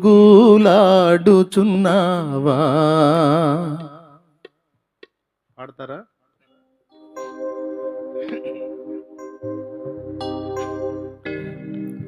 త్రోవ తప్పిన గొర్రెవలే తిరుగులాడుచున్నావా? త్రోవ తప్పిన గొర్రెవలే తిరుగులాడుచున్నావా? తరలిరా మార్గము యేసే, తలుపు వేయబడకముందే. తరలిరా మార్గము యేసే, తలుపు వేయబడకముందే. తలుపు వేయబడకముందే విసరి వెళ్ళి మరలి రాని వాయువలే నుండివా. విసరి వెళ్ళి మరలి రాని వాయువలే నుండివా. మార్గం మరణం విశాల మార్గం మరణం, ఇరుకు మార్గమే జీవం. జీవా మార్గము యేసే, ఇరుకు మార్గము జీవం. జీవా మార్గము యేసే, విసరి వెళ్ళి మరలి రాని వాయువలే నుండివా. తరలిరా మార్గము యేసే, తలుపు వేయబడక ముందే. తలుపు వేయబడిన తర్వాత అయ్యా ప్రభువా అని మొత్తుకుంటారంట. ఆయన అంటాడంట, అక్రమం చేయ వాళ్ళరా నేను మిమ్మల్ని ఎప్పుడు ఎరగను పోండి అంటాడు. కొంతమందికి మారు మనసు పొందయ్యా, మార్చుకోయా, దిద్దుకోయా అయ్యా అని అంటుంటే వెటకారాలు చేస్తుంటారు. వెటకారాలు చేస్తుంటారు. ఎవడికి మూడిద్ది తేడా పడితే? ఎవరికి మూడిద్దండి? ఇప్పుడు పరిస్థితులు ఎట్టున్నాయి? ఇట్ట కనపడ్డాడు అట్ట పోతున్నాడు. పోయేటప్పుడు బాగానే ఉంటుంది, మళ్ళీ సాయంత్రానికి తీసుకొస్తున్నారు. అయిపోయాడు. ఎంతసేపు ఏం చూసుకొని మిడిసిపాటు మిడిమేళం నడమంత్రం చెప్పండి? ఎందుకు? మర్యాదగా దీపం ఉన్నప్పుడు ఇల్లు చక్కబెట్టుకోమని దేవుడు అవకాశం ఇచ్చినప్పుడు జాగ్రత్త పడాలి. స్తోత్రం చెప్పు. సో మొట్టమొదటి అవకాశం, మారు మనసు పొందుటకు దేవుడు అవకాశం ఇచ్చినప్పుడు పొంది రక్షణ పొంది దిద్దుకోవాలి. నెంబర్ 2, దీనులకు కనికరం చూపే ఛాన్స్ దేవుడిచ్చినప్పుడు కనికరం చూపాలి. కనికరము గలవాడు కనికరము గల తీర్పు పొందును, కనికరము లేనివాడు కనికరము లేని తీర్పు పొందును. కనికరము తీర్పును మించి అతిశయపడును. అదేదో అధ్యాయంలో అదేదో వచనంలో ఉంది, పక్కనే జస్ట్ పేజీ తిప్పండి చాలు. హెబ్రీ పత్రిక 12 తీశారు కదా ఇందాక, జస్ట్ పేజీ తిప్పండి. యాకోబు రాసిన పత్రిక 2వ అధ్యాయము 13వ వచనం చదువు. కనికరము చూపని వాడు కనికరము లేని తీర్పు పొందును, కనికరము తీర్పును మించి అతిశయపడును. అదండి, అది ఈరోజు ఈ కరోనా సమస్యతో సమాజం ఇబ్బంది పడుతున్న వేళ ఒక మంచి అవకాశం దేవుడు మనకు అనుగ్రహించాడు. ఏమిటి అవకాశం అంటే, ఈ సమస్య వల్ల ఇబ్బంది పడుతున్న కుటుంబాలకి కనికరం చూపించి మంచి సమరయులలాగా సేవ చేయడానికి దేవుడు ఛాన్స్ ఇచ్చాడు. చిలక పలుకుల్లాగా మనం ఎన్ని మాటలు చెప్పినా జనం మారరు, కానీ దేవుని ప్రేమను గురించి మాటలుగా చెప్పడం కాదు, ఆ ప్రేమను క్రియల్లో మనం చూపినప్పుడు అప్పుడు జనం రక్షణలోకి వచ్చే అవకాశం ఉంటుంది. యేసుని గురించి తెలుసుకోవటానికి ఆసక్తి చూపే అవకాశం ఉంటుంది. అర్థమైందా? క్రీస్తుని ఎరగని అన్యజనులు చూడండి ఎంత పరిచర్య చేస్తున్నారు. వైద్యులండి, ప్రాణభయం వారికి ఉండదా? నర్సులు, పారిశుద్ధ్య కార్మికులు, పోలీసు వర్గం, అంబులెన్స్ సర్వీస్ చేసేవాళ్ళు, ఆక్సిజన్స్ సరఫరా చేసేవాళ్ళు, ఆక్సిజన్ సిలిండర్స్, ఎన్ని రకాలుగా ఈరోజు సేవ చేస్తున్నారో వారందరూ రాత్రి పగలు తేడా లేకుండా కష్టపడుతున్నారు. ఎందుకంటే ప్రాణాలను కాపాడటానికి కనికరపడి సేవ చేస్తున్నారు. లోకస్తులకే అంత కనికరం ఉంటే క్రీస్తు యేసు సంబంధమైన మనకు మరి ఎక్కువ కనికరం ఆశిస్తాడు దేవుడు. అందుకే నేను గతంలో చెప్పా, మళ్ళీ చెప్తున్నా, నీ సమాజంలో కావచ్చు, నీ బంధువర్గంలో కావచ్చు, నీ ఇరుగు పొరుగుల్లో కావచ్చు, వ్యాధి బారిన పడి కనీసం ఇంట్లోంచి బయటకు వచ్చే పరిస్థితి లేక అల్లాడుతున్నటువంటి వాళ్ళు, పాపం వాళ్ళ ఇంట్లోంచి ఎందుకు బయటికి రావట్లేదు తెలుసా? వాళ్ళ దగ్గర నీతి గుర్తించండి. మీరు కరోనా పాజిటివ్ వచ్చిన వాళ్ళు ఇంట్లోనే పాపం తలుపేసుకొని ఎందుకు కూర్చుంటున్నారో తెలుసా? మాకు వచ్చిన ఈ సమస్య మేము ఊళ్ళోకి వెళ్ళి ప్రజల మధ్యలోకి వెళ్తే మరికొంతమందికి వచ్చింది. సావో బతుకో వచ్చింది, మాతోనే పోవాలి, ఇంకొకళ్ళకి ఎందుకు మేము ఇబ్బంది కలిగించాలనే నీతి కలిగిన మంచి ఆలోచనతో ఉన్న తిండి లేకపోయినా వాళ్ళకి ఏ పరిస్థితి ఉన్నా గదిలో బతికేస్తున్నారు. అంత మంచిగా సమాజ శ్రేయస్సు కోరి వాళ్ళకి బలహీనత వచ్చిన పాపం లోపలే ఉండి ఇబ్బంది పడుతున్న వాళ్ళ మంచితనం నువ్వు అర్థం చేసుకొని దేవుని బిడ్డగా కనికరం గల మనిషిగా నీ కలిగిన దానిలో నుండి వారికి ఆహారం సప్లై చేయాలి, వాళ్ళని పలకరించాలి, వాళ్ళ నంబర్ సేకరించి అవసరమైతే ఫోన్ చేసి ఎలా ఉన్నారు, తిన్నారా లేదా, ఇదిగో కరోనా కిట్ మందులు, ఈ మందు ఇవన్నీ కూడా ఒక కిట్గా మెడికల్ షాప్లో ఇచ్చారు. జ్వరం ఉందా మీలో ఎవరికైనా, ఇదిగో జ్వరానికి ఇది వాడక్క, అన్నా ఇది వాడండి, ఇదిగో ఈ సమస్య ఉందా ఇది వాడండి అని, కళ్ళు తిరుగుతున్నాయా నీరసంగా ఉందా అయితే ఇదిగో ఇది వాడండి, ఇదిగో ఈ ఆహారం తీసుకొచ్చి పెట్టాను, మీలో ఎవరికి జ్వరాలు లేకపోతే ఇదిగో బిర్యానీ ప్యాక్ తెచ్చి పెట్టాను, మొత్తం కలిసి తినండి. 4 రోజులు ఓన్లీ 4 days, 5వ రోజుకి నెగిటివ్ వచ్చేస్తుంది. దేవునికి స్తోత్రం, హల్లెలూయా. అంత మాత్రము కనికరం నీవు చూపితే వాళ్ళ గుండెల్లో నీ పట్ల, నీ దేవుని పట్ల ఒక సదభిప్రాయం ఏర్పడుతుంది. వాళ్ళే చెప్తారు, మా సొంత బంధువులు మమ్మల్ని పలకరించలేదు, ఎక్కడ మా ఇంటికి వస్తే వాళ్ళకి కరోనా వచ్చిందో అనే భయంతో, తమ్ముడా ఎవ్వరు మమ్మల్ని పలకరించలేదు, కానీ నువ్వు వచ్చావు నాయనా, చెల్లెమ్మా నువ్వు తెగించి వచ్చావమ్మా, నీ ధైర్యానికి వందనాలమ్మా, తప్పకుండా అమ్మా, నువ్వు ఇచ్చినన్ని తీసుకున్నావు, మేము తింటున్నాం, ఆ మందు కూడా వేసుకుంటున్నాం, బాగున్నాం, నీ మేలు మర్చిపోలేమమ్మా అని వాళ్ళు అంటారు. ఆ తర్వాత నువ్వు ఎప్పుడన్నా యేసయ్య గురించి చెబితే వాళ్ళు గౌరవంగా విని విశ్వసించి రక్షణలోకి వచ్చే అవకాశం కూడా ఉంది, 100% ఉంది. క్రీస్తు యొక్క ప్రేమను మన క్రియలో ప్రవర్తనలో చూపే సువర్ణ అవకాశం ఈరోజు మనకి దేవుడు ద్వారాలు తెరిచి ఇచ్చాడు. దీన్ని ఎలా మనం వినియోగించుకుంటున్నామన్న ప్రశ్న కూడా వేసుకోవాలి. నాకు రాలేదు అమ్మయ్య, నేను బాగున్నాను, ఇంక వాళ్ళు ఎట్ట చేస్తే మనకెందుకులే అనుకుంటే నీది కనికరం లేని వ్యవహారం. గుండె జాలితో నింపబడి ఉండాలి. క్రైస్తవుని గుండె కనికరంతో నింపబడాలి. కొంతమంది ఏం పేరు పెట్టుకుంటారు కనికరం అని, అసలు కనికరం ఉండదు. కొంతమంది సమాధానం అని పేరు పెట్టుకుంటారు, ఎప్పుడు గొడవే. కొంతమంది ఏమో సంతోషం అని పేరు పెట్టుకుంటారు, వాళ్ళ సంతోషంగా ఎదుటోళ్ళు ఏడిపిస్తుంటారు. దేవునికి మహిమ. పేర్లు పెట్టుకోవటం, మాటలు చెప్పటం కాదు, ఆ ప్రవర్తన మన క్రియల్లో చూపాలి. దేవుడిచ్చిన ఛాన్స్, దేవుడిచ్చిన అవకాశం వినియోగించుకోవాలి. అప్పుడు వాళ్ళని మనం ప్రభావితం చేయగలుగుతాం. అసలు వాళ్ళు మారారా మారలేదా తర్వాత సంగతే. ముందు యేసయ్య సంతోషపడతాడు. నా బిడ్డకు అన్ని నా లక్షణాలే అని మురిసిపోతాడు, ఆయన ముచ్చట పడతాడు. మంచి సమరయుడు. కాబట్టి కనికరం చూపే ఛాన్స్ వచ్చినప్పుడు వినియోగించుకోవాలి. మూడవది, ఎవరైనా నీ పట్ల తప్పుగా ప్రవర్తిస్తే క్షమించడానికి నీకు దేవుడు అవకాశం ఇచ్చాడని గుర్తించు. తప్పుగా ప్రవర్తిస్తే వెంటనే వాళ్ళకి పనిష్మెంట్ ఇచ్చావనుకో, క్షమించడానికి దేవుడు ఇచ్చిన అవకాశాన్ని నువ్వు పోగొట్టుకున్నావు. నేను అదే గుర్తిస్తాను. ఎవరైనా నా పట్ల దురుసుగా పొరపాటుగా ప్రవర్తిస్తే నాతో ఉన్న వాళ్ళతో చెప్తాను, క్షమించడానికి దేవుడు నాకు ఒక అవకాశం ఇచ్చాడు, నేను దాన్ని తప్పకుండా వినియోగించుకుంటాను అని.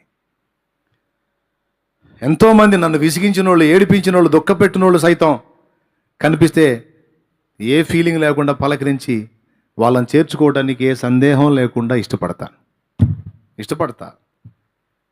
ఎన్నోసార్లు బాధ పెట్టి ఉంటారు, అయినా సరే పొద్దున ఒక దైవజనుడు చెప్తున్నాడు, చాలా నవ్వు వచ్చింది నాకు. ఇలాంటి పని చేసి దేవుణ్ణి కూడా మనం కార్నర్ చేయొచ్చు. ఎట్లనో తెలుసా?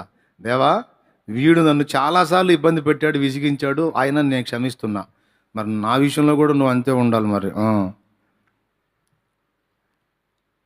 వీడిని ఇన్నిసార్లు, ఈ దరిద్రుని ఇన్నిసార్లు క్షమించా, ఎంతో ఏడిపించాడు, విసిగించాడు, మైండ్ తిన్నాడు, నేను క్షమించా, మరి నా విషయంలో కూడా నువ్వు అంతే ఉండాలి అనొచ్చు.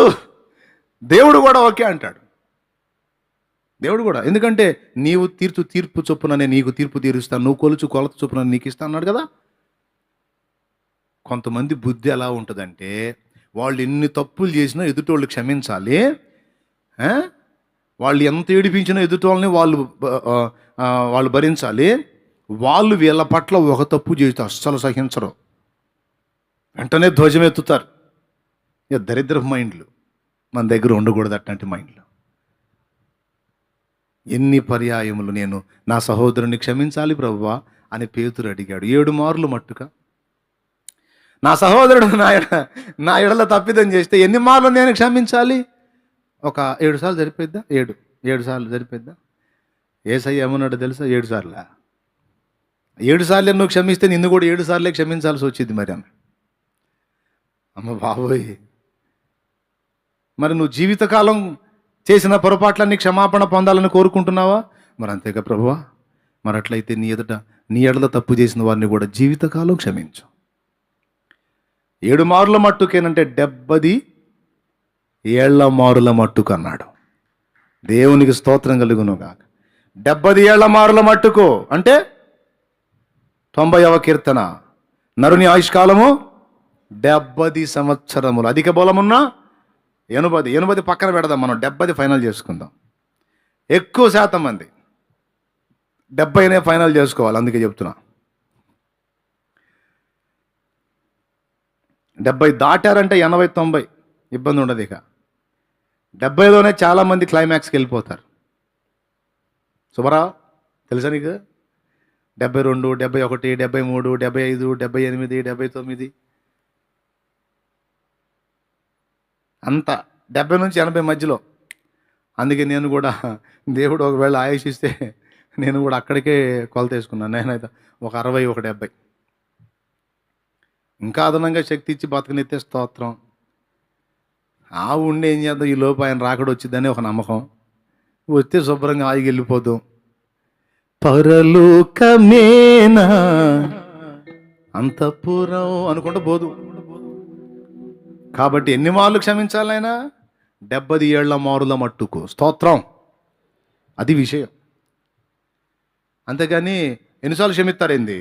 10 క్షమిస్తారైంది. కొంతమంది, నేను ఎవరినన్నా పోనీలే అన్నాను అనుకో, కొంతమంది నాతో ఉండేవాళ్ళు, పోనీలే అంటే 10 పోనీలే అంటే ఇంక ఇబ్బంది అయిపోయిద్ది, అట్లయితే కష్టం అయిద్ది అంటారు. ఏం అనలేక నన్ను.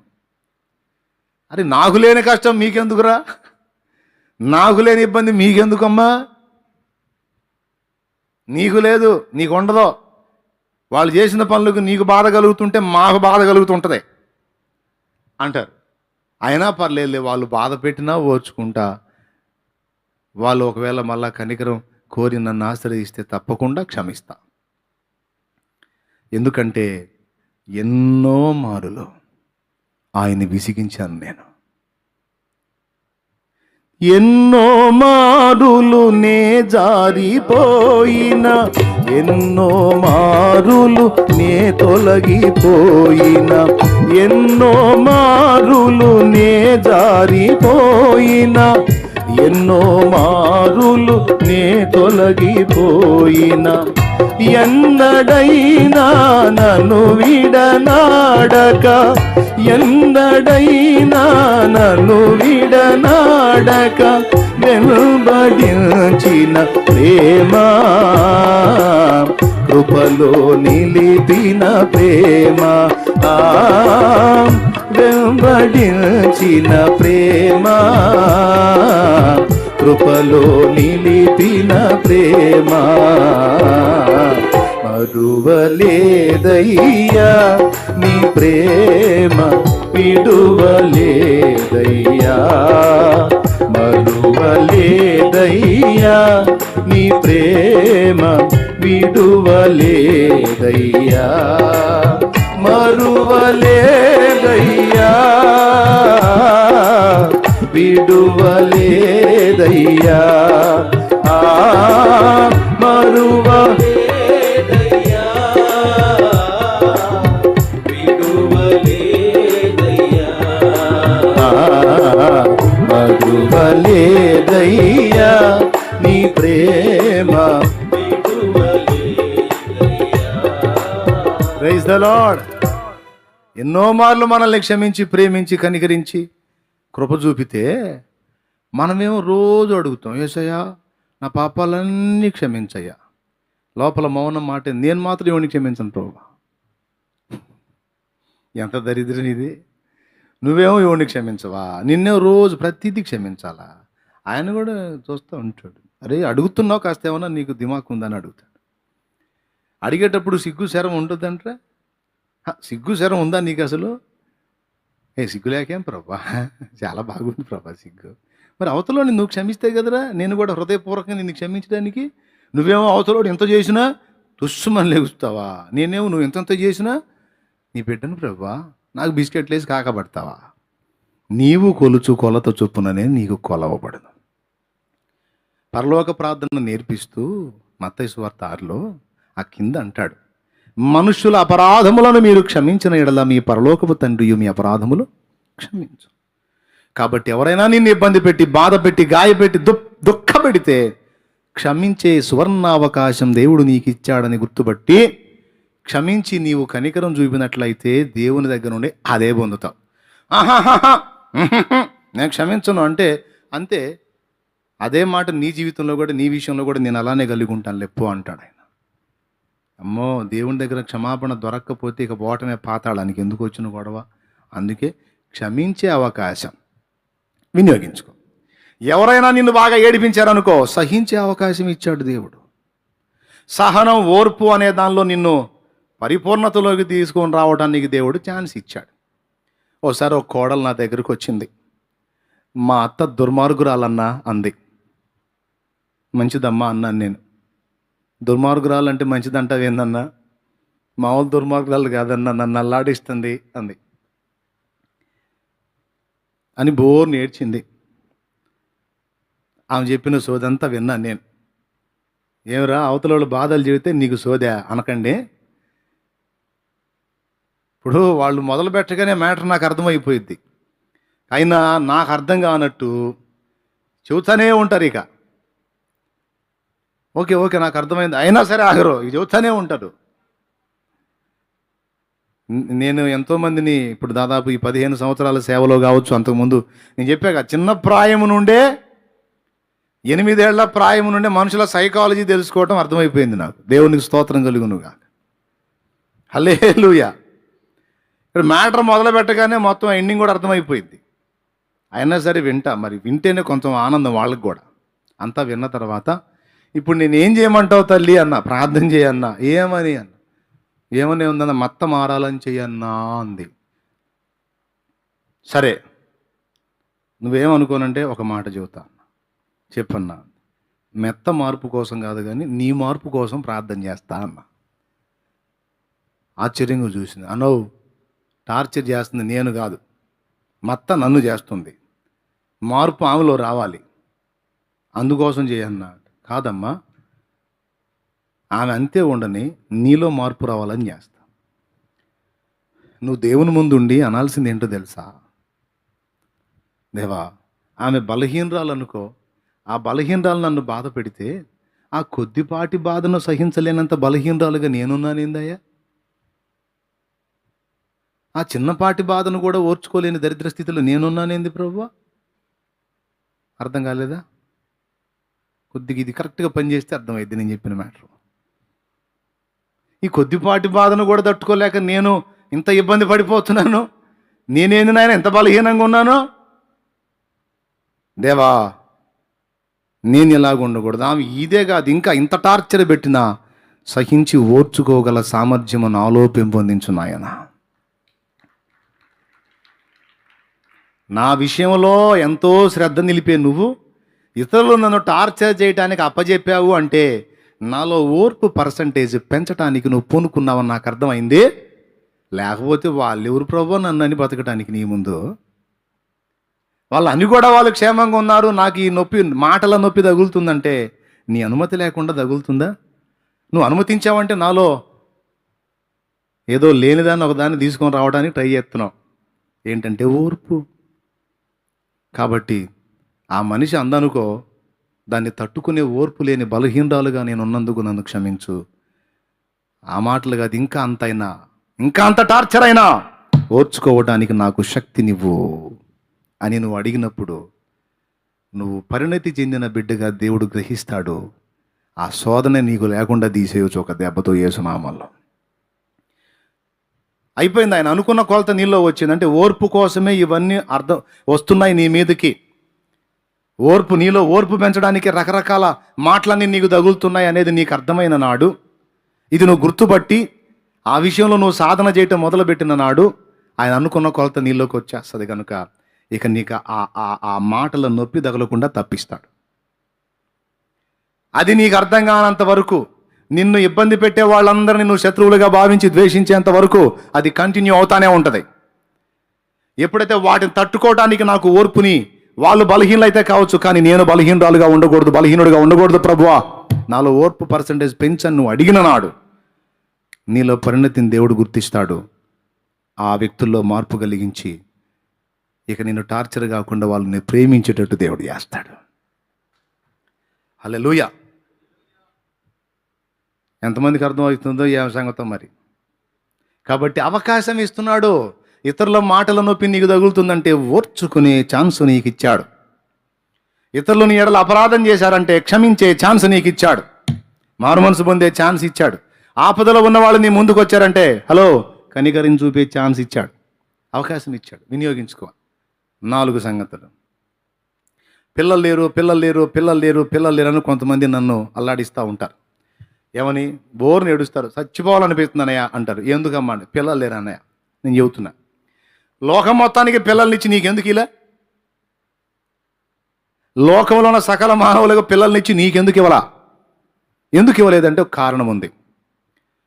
పిల్లల్ని కన్నవాళ్ళు వేరు, పిల్లలు లేకుండా ఇబ్బంది పడుతున్న వాళ్ళు ఒక అద్భుతమైన అవకాశాన్ని స్వతంత్రించుకునే ఛాన్స్ దేవుడు ఇచ్చాడు. ఏంటంటే ప్రపంచంలో, సమాజంలో అందరూ తల్లిదండ్రి ఉన్న పిల్లలే లేరు. తల్లిదండ్రి లేని అనాథ బిడ్డలు ఇంతమంది ఉన్నారు. తల్లిదండ్రి వాళ్ళు పసికందులుగా ఉన్నప్పుడే చచ్చిపోయిన వాళ్ళు, తల్లిదండ్రి దగ్గర నుండి కోల్పోయిన వాళ్ళు, కని వదిలేసి వెళ్ళిపోయిన తల్లులు, ఆ పిల్లలు, దిక్కులేని పిల్లలు ఇంతమంది ఉన్నారు. మనమే బిడ్డను కానీ పెంచి ఆ బిడ్డ కోసం నానా బాధలు పడితేనేమో అది బాధ్యత. ఎవరో కన్నా బిడ్డను తీసుకొచ్చి ఆ బిడ్డకు సకల ఊడిగాలు చేసి, ఊడిగాలంటే వెట్టి చాకిరి చేసి, ఎవరో కన్నా బిడ్డ, దిక్కులేని అనాథ బిడ్డ, ఆ బిడ్డను తెచ్చుకొని పెంచి పెద్ద చేస్తే అది బాధ్యత కాదు, సేవ. అందరికీ వాళ్ళ గర్భాన బిడ్డ పుట్టేటట్టు చేసి బాధ్యతలు అంటగడితే నీకు బిడ్డ లేకుండా చేసి సేవ చేసే అవకాశం దేవుడిచ్చాడని ఎందుకు గుర్తుపట్టావు? అందరికీ ఇచ్చిన దేవుడు నీకెందుకు బిడ్డనివ్వలేదో తెలుసా? నీ దగ్గర ఇతరులను కూడా కనికరించి ప్రేమించి ఆదరించగలిగే మంచి మనసును గుర్తించాడు. అమ్మా, అందరిలాగా నీకు కూడా ఇస్తే ఆ దిక్కులేని అనాథల్ని ఎవరు చేరదీస్తారు తల్లి? అందుకని కొందరికి మామూలుగా ఇచ్చాను, నీలాంటి బిడ్డలకేమో ఇదిగో ఇతర బిడ్డలను ఆదరించడానికి అవకాశం ఇచ్చానమ్మా. నీ కడుపులోనే పుట్టి పెరిగి పెద్దయి ఆ బిడ్డకు చేసే సకల ఊడిగాలు బాధ్యత అనే దాని కింద వస్తాయమ్మా. బహుమానం ఉండదు దానికి, బహుమానం ఉండదురా తల్లి దానికి. కానీ ఎవరో కన్న బిడ్డ, దిక్కులేని అనాథైపోయిన బిడ్డ, ఆ బిడ్డను తీసుకొచ్చి నువ్వు మాతృప్రేమను చూపిస్తే, నాయనా నా కుమారుడా నీవు పితృవాత్సల్యాన్ని చూపిస్తే, ఆ బిడ్డ బాల్యం మొదలుకుని పెద్దవాడయ్యేంతవరకు మీరు చేసే సకల ఉపచారాలు, ఊడిగాలు, పరిచర్యలు అన్నీ కూడా సేవ అనే దానిలో రాసుకుంటానన్నాడు దేవుడు. ఇప్పుడు చెప్పు, కృంగిపోవాల్సిన అవసరం ఏముంది? కుమిలిపోవాల్సిన అవసరం ఏముంది? సావా బతుకా అనుకోవాల్సిన అవసరం ఏముందండి? పిల్లలు లేరు, ఇంకా సావటమేనా?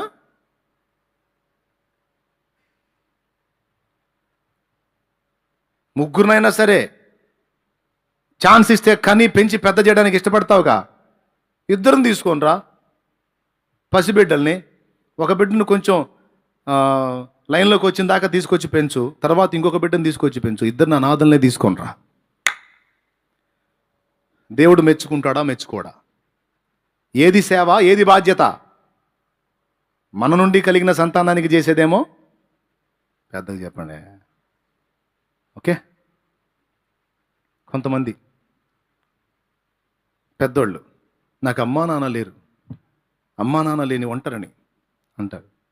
ఓకే నాయన, మంచిది. అమ్మా నాన్న ఉన్న వాళ్ళకి కొడుకు సేవ చేస్తేనేమో అది బాధ్యత. అమ్మా నాన్న లేరన్నావు కదా, నలుగురు ముసలోళ్ళని ఆదరించు, నలుగురు ముసలోళ్ళని చేరది.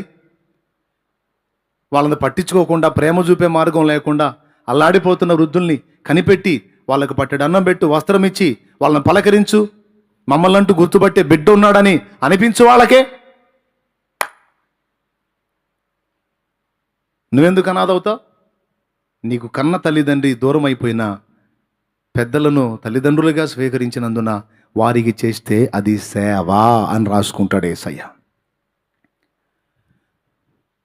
తల్లి ప్రేమ కరువై తండ్రికి ఇలా దూరమై, తనయులకే భారమై బ్రతుకు గడుపు వారికి.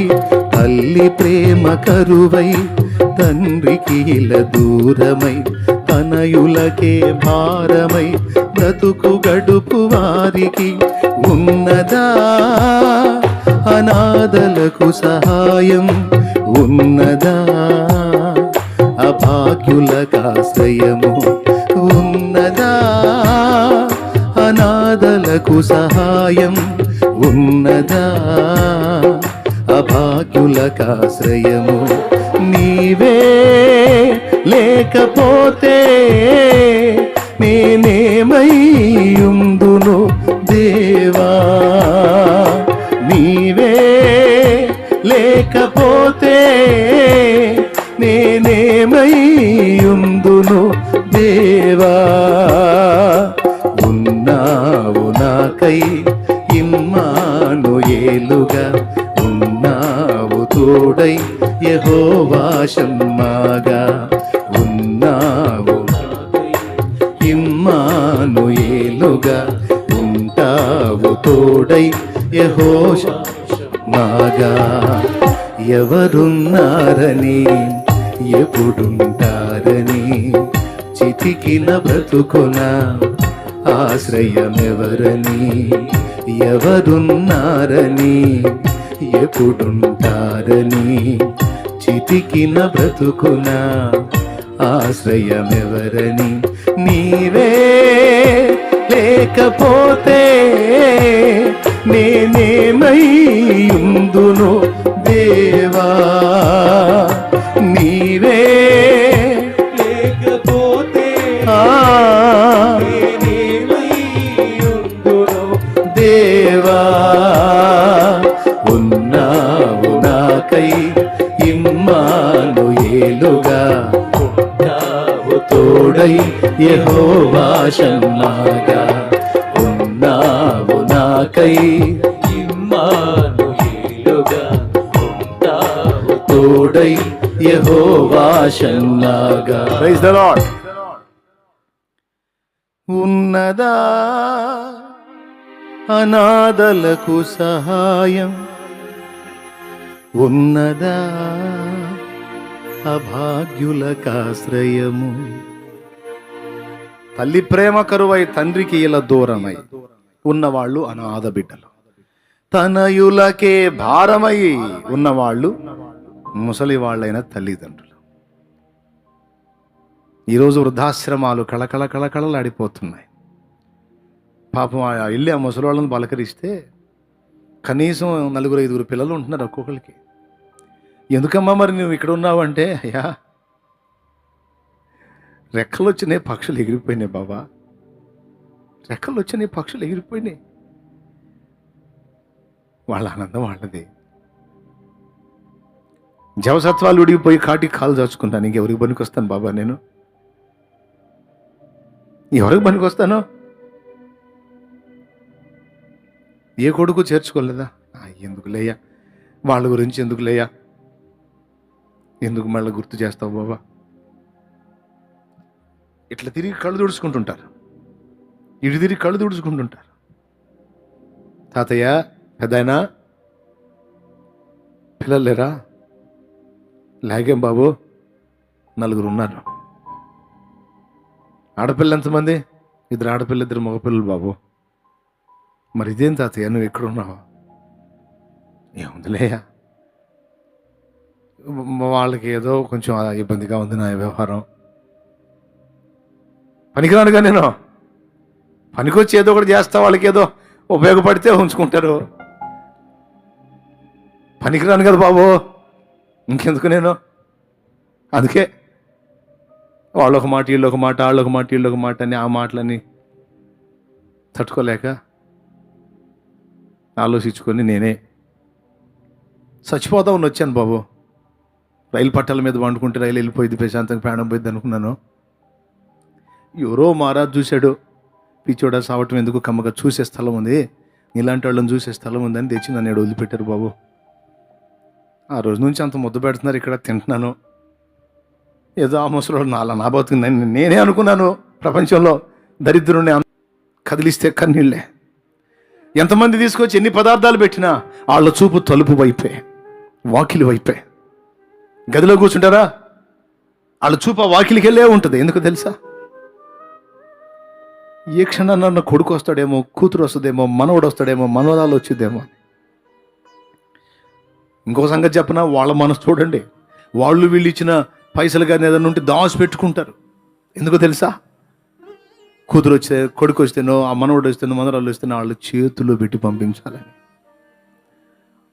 వాళ్ళ కోసం దాచిపెడుతుంటారు. వీళ్ళ ప్రేమ ఎలా ఉంటే వాళ్ళ ప్రేమేమో వీళ్ళని వృద్ధాశ్రమాల పాలు చేసింది, దిక్కులేని చావు వచ్చేటువంటి పరిస్థితికి తీసుకొచ్చింది. ఇట్లాంటి వాళ్ళు ఇంతమంది ఉన్నారు నాయన. ఆ పాపం మనం కట్టుకోవద్దు. మనల్ని కన్న వాళ్ళ విషయంలో వాళ్ళు ఎంత బలహీనైనా, మనల్ని ఇబ్బంది పెట్టేవాళ్ళైనా మనం చేయదగ్గ సాయం చేయకుండా మనం మానుకోకూడదు. అంతేకాదు, అలాంటి ఆదరణ లేక అల్లాడిపోతున్న దీనిలో ఎవరైనా ఉంటే వాళ్ళని చేర్చుకొని మనం కలిగిన దానిలో పట్టెడు పెట్టేదానికి మనం మనసు కలిగి ఉండాలి. కనిపెడతాడు దేవుడు, ఆకాశం నుండి తొంగి చూస్తాడు, మన మనస్సులోకి చూస్తాడు. మన ప్రేమని, మన మంచితనాన్ని, మన మమతని, మన అనురాగాన్ని ఆయన చూసుకుంటా ఉంటాడు. ఆ లక్షణం మనలో కనపడ్డది అనుకో, మురిసిపోతాడు, ముచ్చట పడతాడు. మన కనపడ్డ కానీ ముద్దు పెట్టుకుంటుంటాడు మనల్ని. ఎందుకు తెలుసా? నా బిడ్డ, నా కుమారుడు, నా కుమార్తె ఎంత మంచి మనసు అనేది, తల్లి ఎంత బంగారు మనసు మానేది, ఎంత ప్రేమరా నీకు నానా అని ముద్దాడతాడు.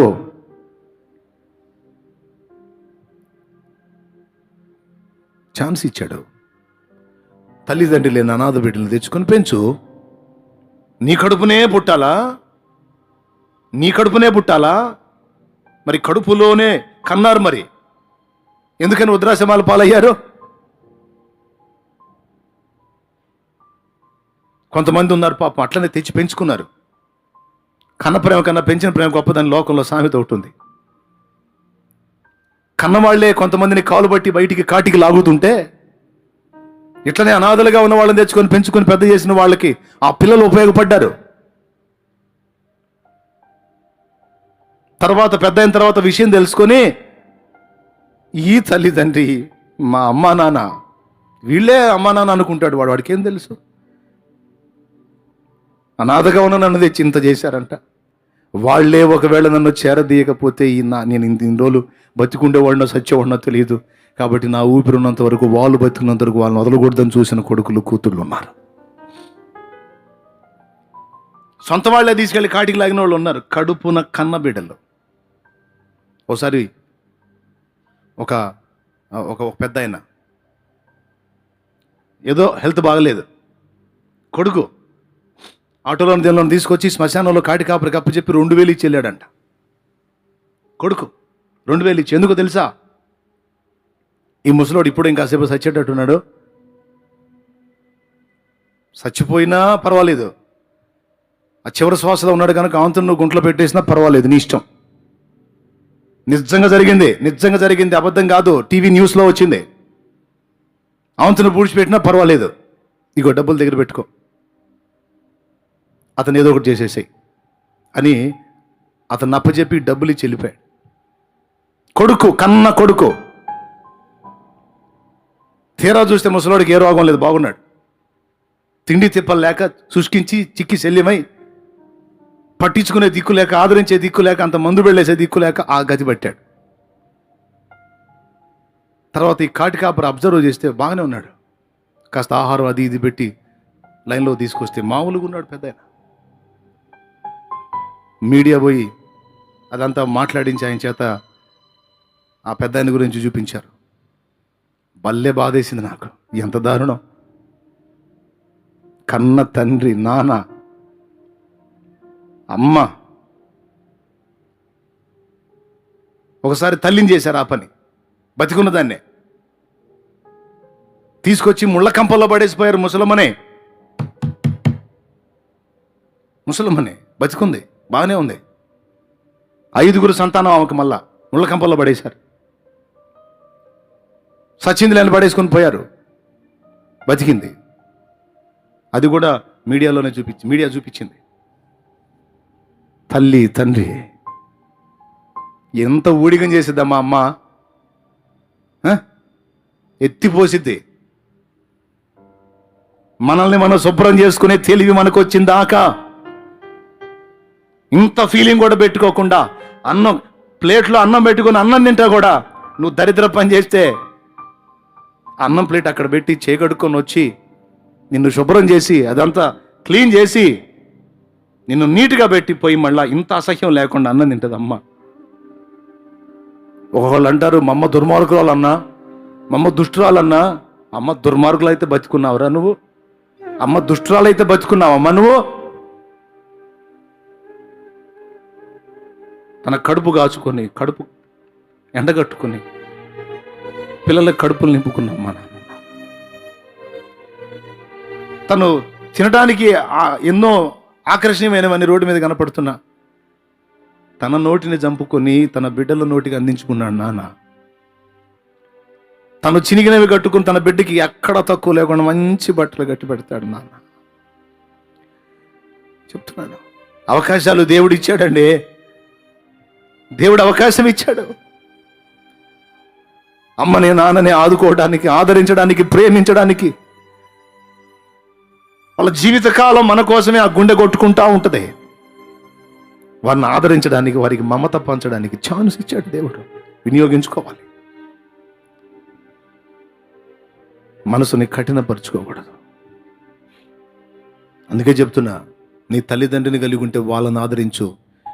వాళ్ళలాంటి వాళ్ళ ఇతరులు కూడా, అవసరమైతే ఇతరుల తల్లిదండ్రులను కూడా ఆదరించు. నీకు సంతానం లేకపోతే అయ్యో నా గర్భఫలం లేదని గందరగోళం అయిపోవద్దు. నీకు సేవ చేసే అవకాశం యేసయ్య ఇచ్చాడని గుర్తుపట్టి సేవ చేసే ఛాన్స్, బంగారు అవకాశం ఇచ్చాడు. నువ్వు కడుపులో కంటే నీది బాధ్యత అవుతుంది. ఎవరో కన్న బిడ్డను తెచ్చి నువ్వు పెంచి పెద్ద చేస్తే నీది సేవ అవుతుంది. నీ కన్నబిడ్డకు నువ్వు చేసుకునే ఊడిగమంతా బాధ్యత అవుతుంది. వాడిది ఎత్తిపోసినా ఏం చేసినా బాధ్యత అవుతుంది.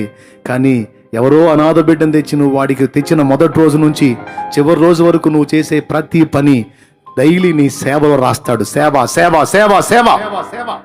ఎన్ని రోజులు వాడికి చేసావు అన్ని రోజులు అది సేవలోనే పడుతుంది. తండ్రి అయిన దేవుని ఎదుట నిష్కలంకమైన భక్తి ఏదనగా దిక్కులేని పిల్లలను విధవరాండ్రను వారి ఇబ్బందిలో పరామర్శించుటయు ఇహలోక మాలిన్యము తన కంటకుండా చూచుకొనుటయునే. ఆలోచించండి. సేవ చేసే అవకాశం దేవుడు ఇస్తాడు. నశించిపోతున్న ఆత్మల రక్షణ కొరకు వాడబడే ఛాన్స్ దేవుడు ఇస్తాడు. దాన్ని వినియోగించుకోవాలి, పోగొట్టుకోకూడదు. కొంతమంది దేవుడు ఎంతో ఎంతో ఎంతో ప్రేమతో రా రా రా అని పనికి పిలుస్తుంటే నిర్లక్ష్యం చేస్తూ ఉంటారు. నేను చెప్తున్నా, దేవుడు సరైన టైంలో నిన్ను పిలిచినప్పుడు సరిగ్గా స్పందించాలి. దేవుడు పిలిచినప్పుడు వినకుండా దాటి వెళ్ళిపోయి వేరే వేరే వ్యాపకాల్లో పడిపోయి చివరికి ఎప్పుడో కళ్ళు తెరిచినప్పుడు చేయటానికి ఏదో కొద్ది గొప్ప పని నీకు ఇస్తాడు, కానీ చేయగలిగినంత గొప్ప పని నువ్వు చేయలేవు. అందుకే చెప్తున్నాను, కొంతమందిని కొన్ని ఇబ్బందులు కూడా అప్పగిస్తాడు, తెలుసుకుంటారు తెలివి తెచ్చుకోనని. దేవుని ఏర్పాటు నీ మీద ఉన్నప్పుడు, దేవుని ప్రణాళిక నీ మీద ఉన్నప్పుడు, ఆయన సేవ చేసే ఆ ఏర్పాటు ఆ పిలుపు నీ మీద ఉన్నప్పుడు ఫస్ట్ నీ గుండెల్లో ఆ భారం పెడతాడు. రెండవది, నువ్వు దేనికన్నా పో, అది ముందుకు రాదు. మళ్ళీ ఆకలికి ఇబ్బంది లేకుండా కాస్త కోస్త అందేటట్టు చేస్తాడు, కానీ నువ్వు దేనికన్నా పో, అది ముందుకు రాదు. ఆ ఏర్పాటును గుర్తుపట్టి దేవునికి లోబడాలి, విధేయత చూపాలి. దేవుడు సేవకు నిన్ను పిలిచినప్పుడు తక్షణమే స్పందించాలి. అవకాశాన్ని వినియోగించుకోవాలి సోదరుడా. అంతేకాదు, నశించిపోతున్న ఆత్మలకు సువార్త ప్రకటించే ఛాన్స్ నీకు ఇచ్చినప్పుడు ఏ అవకాశాన్ని పోనీయకూడదు. ఆఖరి మాటలు చెప్తున్నాను, ముగించబోతున్నాను. బోల్డెన్ సంగతిలోని అవకాశాల గురించి మాట్లాడాలంటే కానీ టైం సరిపోదు, వినేదానికి కూడా ఓపిక కావాలి. ఇంతవరకు చాలు. ఒక్క మాట చివరిలో చెప్తాను. నశించిపోతున్న ఆత్మలకు సువార్త చెప్పేటువంటి ఛాన్స్ దేవుడు నీకు ఇస్తాడు. నీ కుటుంబ సభ్యులు కావచ్చు, ఇరుగు పొరుగు కావచ్చు, సమాజం కావచ్చు, అనేక ప్రాంతాలు కావచ్చు. చెప్పటానికి ఆ వాక్కు నీకు ఇస్తాడు. చెప్పాలన్న ఆ భారం కూడా నీకు కల్పిస్తుంటాడు. కొంతమంది దాన్ని తొక్కి పడేస్తూ ఉంటారు. నేను చెప్తున్నా, అవకాశం పోగొట్టుకుంటే మళ్ళా రాదు. మన మధ్యలోంచి మనుషులు దాటిపోకముందే, మన కుటుంబ సభ్యులు, మన సొంత వారు కావచ్చు, ఇతరులు కావచ్చు, మన ఇరుకలో ఉన్నవాళ్ళు దాటిపోకముందే, జారిపోకముందే కనీసం ఒక్కసారైనా వారికి దేవుణ్ణి పరిచయం చేసిన అనుభవం మనకు ఉండాలి.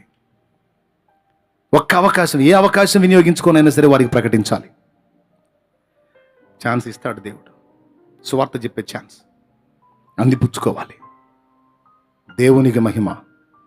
చెప్పగట్టిగా. గతంలో చెప్పాను, దైవజనుడు ఒకడు వాక్యం చెప్పడానికి వెళ్తున్నాడు. బాగా రెడీ అయ్యి దాదాపు 1000 మంది ప్రజలకి కూర్చుంటారు. ప్రసంగం చేయడానికి వెళ్తున్నాడు.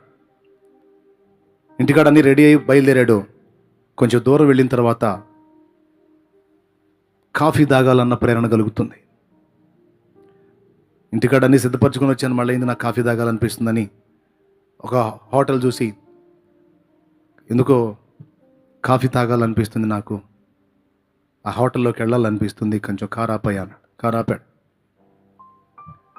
అయ్యగారు దిగి హోటల్లోకి వెళ్ళాడు. ఆయన పరిచయస్తుడు వాళ్ళకి.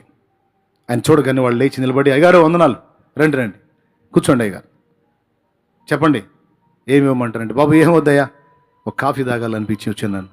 అవునా, సంతోషం, బాయ్, రై రై నిన్ననే కాఫీ తీసురా. ఒకడు మేడ మీదకి వెళ్ళబోతున్నాడు. ఆ వెళ్ళేవాడిని పిలిచి, అయ్యగారి కాఫీ అన్నాడు. కాఫీ రెడీ చేయించి తీసుకొచ్చి ఆ ప్లేటు ఈ దైవజనుడికి ఇస్తున్నాడు. అది ఆ ప్లేటు, ఆ కప్పు తీసుకునేటప్పుడు దేవుడు మాట్లాడుతున్నాడు, నీ ఎదుట ఉన్న ఇతనితో నా ప్రేమను గురించి చెప్పు.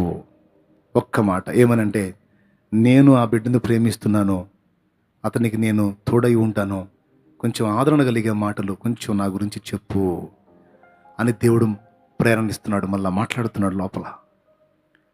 ఏనేం చేశాడు, ఇదేంది ఇతనికి ఇప్పుడు చెప్పాలనిపిస్తుంది నాకు, ఇప్పుడు నేను చెప్పడం మొదలు పెట్టానంటే అక్కడ కూటానికి లేట్ అయింది, కాబట్టి ప్రస్తుతం కాఫీ తాగి వెళ్ళి కూటంలో వాక్యం చెప్పి తిరిగి వచ్చి ఈ కుర్రోడితో ప్రశాంతంగా మాట్లాడి ప్రభువుని గురించి తెలియజేస్తానని దేవుడు తన హృదయంలో రేపుతున్న ఆ ప్రేరణను తొక్కేసి కూటానికి వెళ్ళాడు.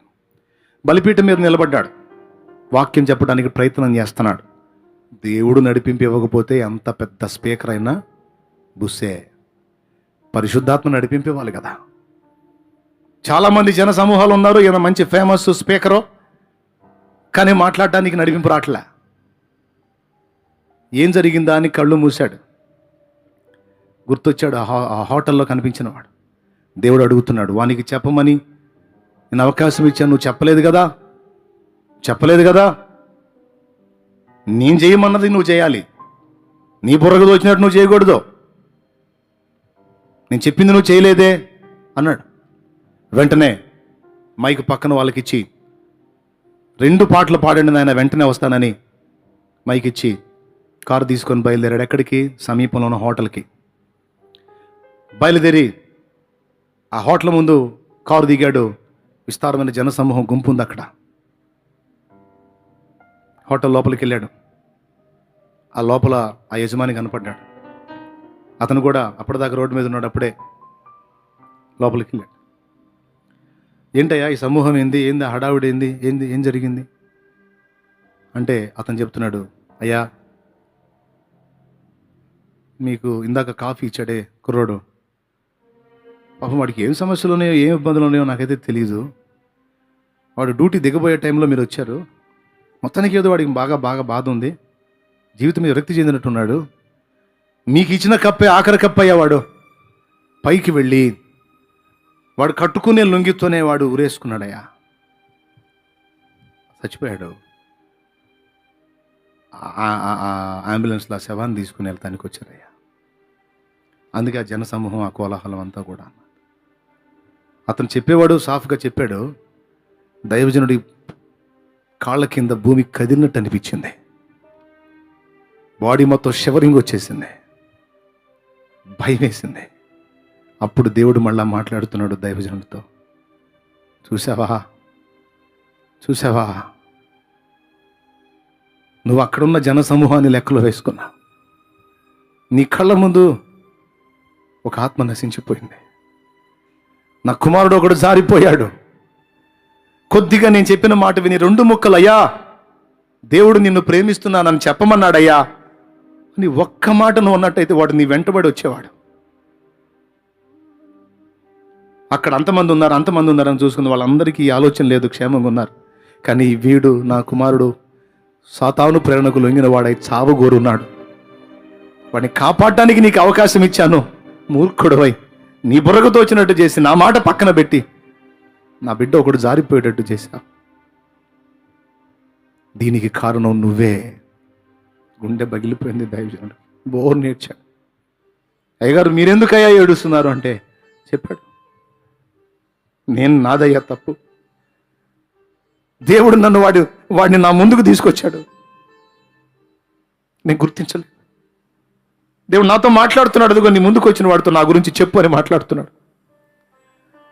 నా లోపల పరిశుద్ధాత్మ స్వరం వినబడుతున్నా, కూటం మీటింగ్ అని దాని మీద మైండ్ పెట్టి నా కళ్ళ ముందు నశించిపోతున్న ఆత్మను దాటిపోయాను.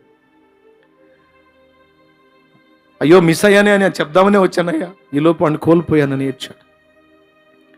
తర్వాత వెళ్ళి కన్నీళ్లతో ఆ విషయాన్నే ప్రసంగంగా మాట్లాడి ముగించి దేవుని పాదాలు పట్టుకొని బాధపడ్డాడు. ప్రియమైన సోదరి సోదరులారా, దేవుడు మనకు అవకాశాలు ఇస్తాడండి. సేవ చేసే అవకాశం ఇచ్చిన, సువార్త చెప్పే అవకాశం ఇచ్చిన, ఇతరులకు సహాయం చేసే ఛాన్స్ వచ్చిన, ప్రేమ చూపించే అవకాశం వచ్చిన, సహించే అవకాశం వచ్చిన, క్షమించే అవకాశం వచ్చిన, ఇతరులకు ఇచ్చే అవకాశం వచ్చిన, దేవుని పనికి మనం కలిగి ఉన్నది సహాయం చేయడానికి దేవుడు అవకాశం ఇచ్చి ఉంటే ఆ అవకాశం వినియోగించుకొని మనకు కలిగింది దేవుని కొరకు, పరిచర్య కొరకు త్యాగం చేస్తే నిత్యత్వంలో మన కొరకు దేవుడు సిద్ధపరుస్తానని చెప్పాడు కదా. ఆఖరి మాట చెప్తున్నా, ప్రార్థన చేసే అవకాశం కూడా దేవుడు మనకి ఇక్కడే ఇచ్చాడు. మీరు అనుకోవచ్చు ఇక్కడ నుంచి దాటిపోయిన తర్వాత చచ్చినాక కూడా ప్రార్థన చేయొచ్చు అని. చచ్చినాక ఇక ప్రార్థన చేసేది లేదు. ప్రార్థన చేయడానికి భూలోకమే.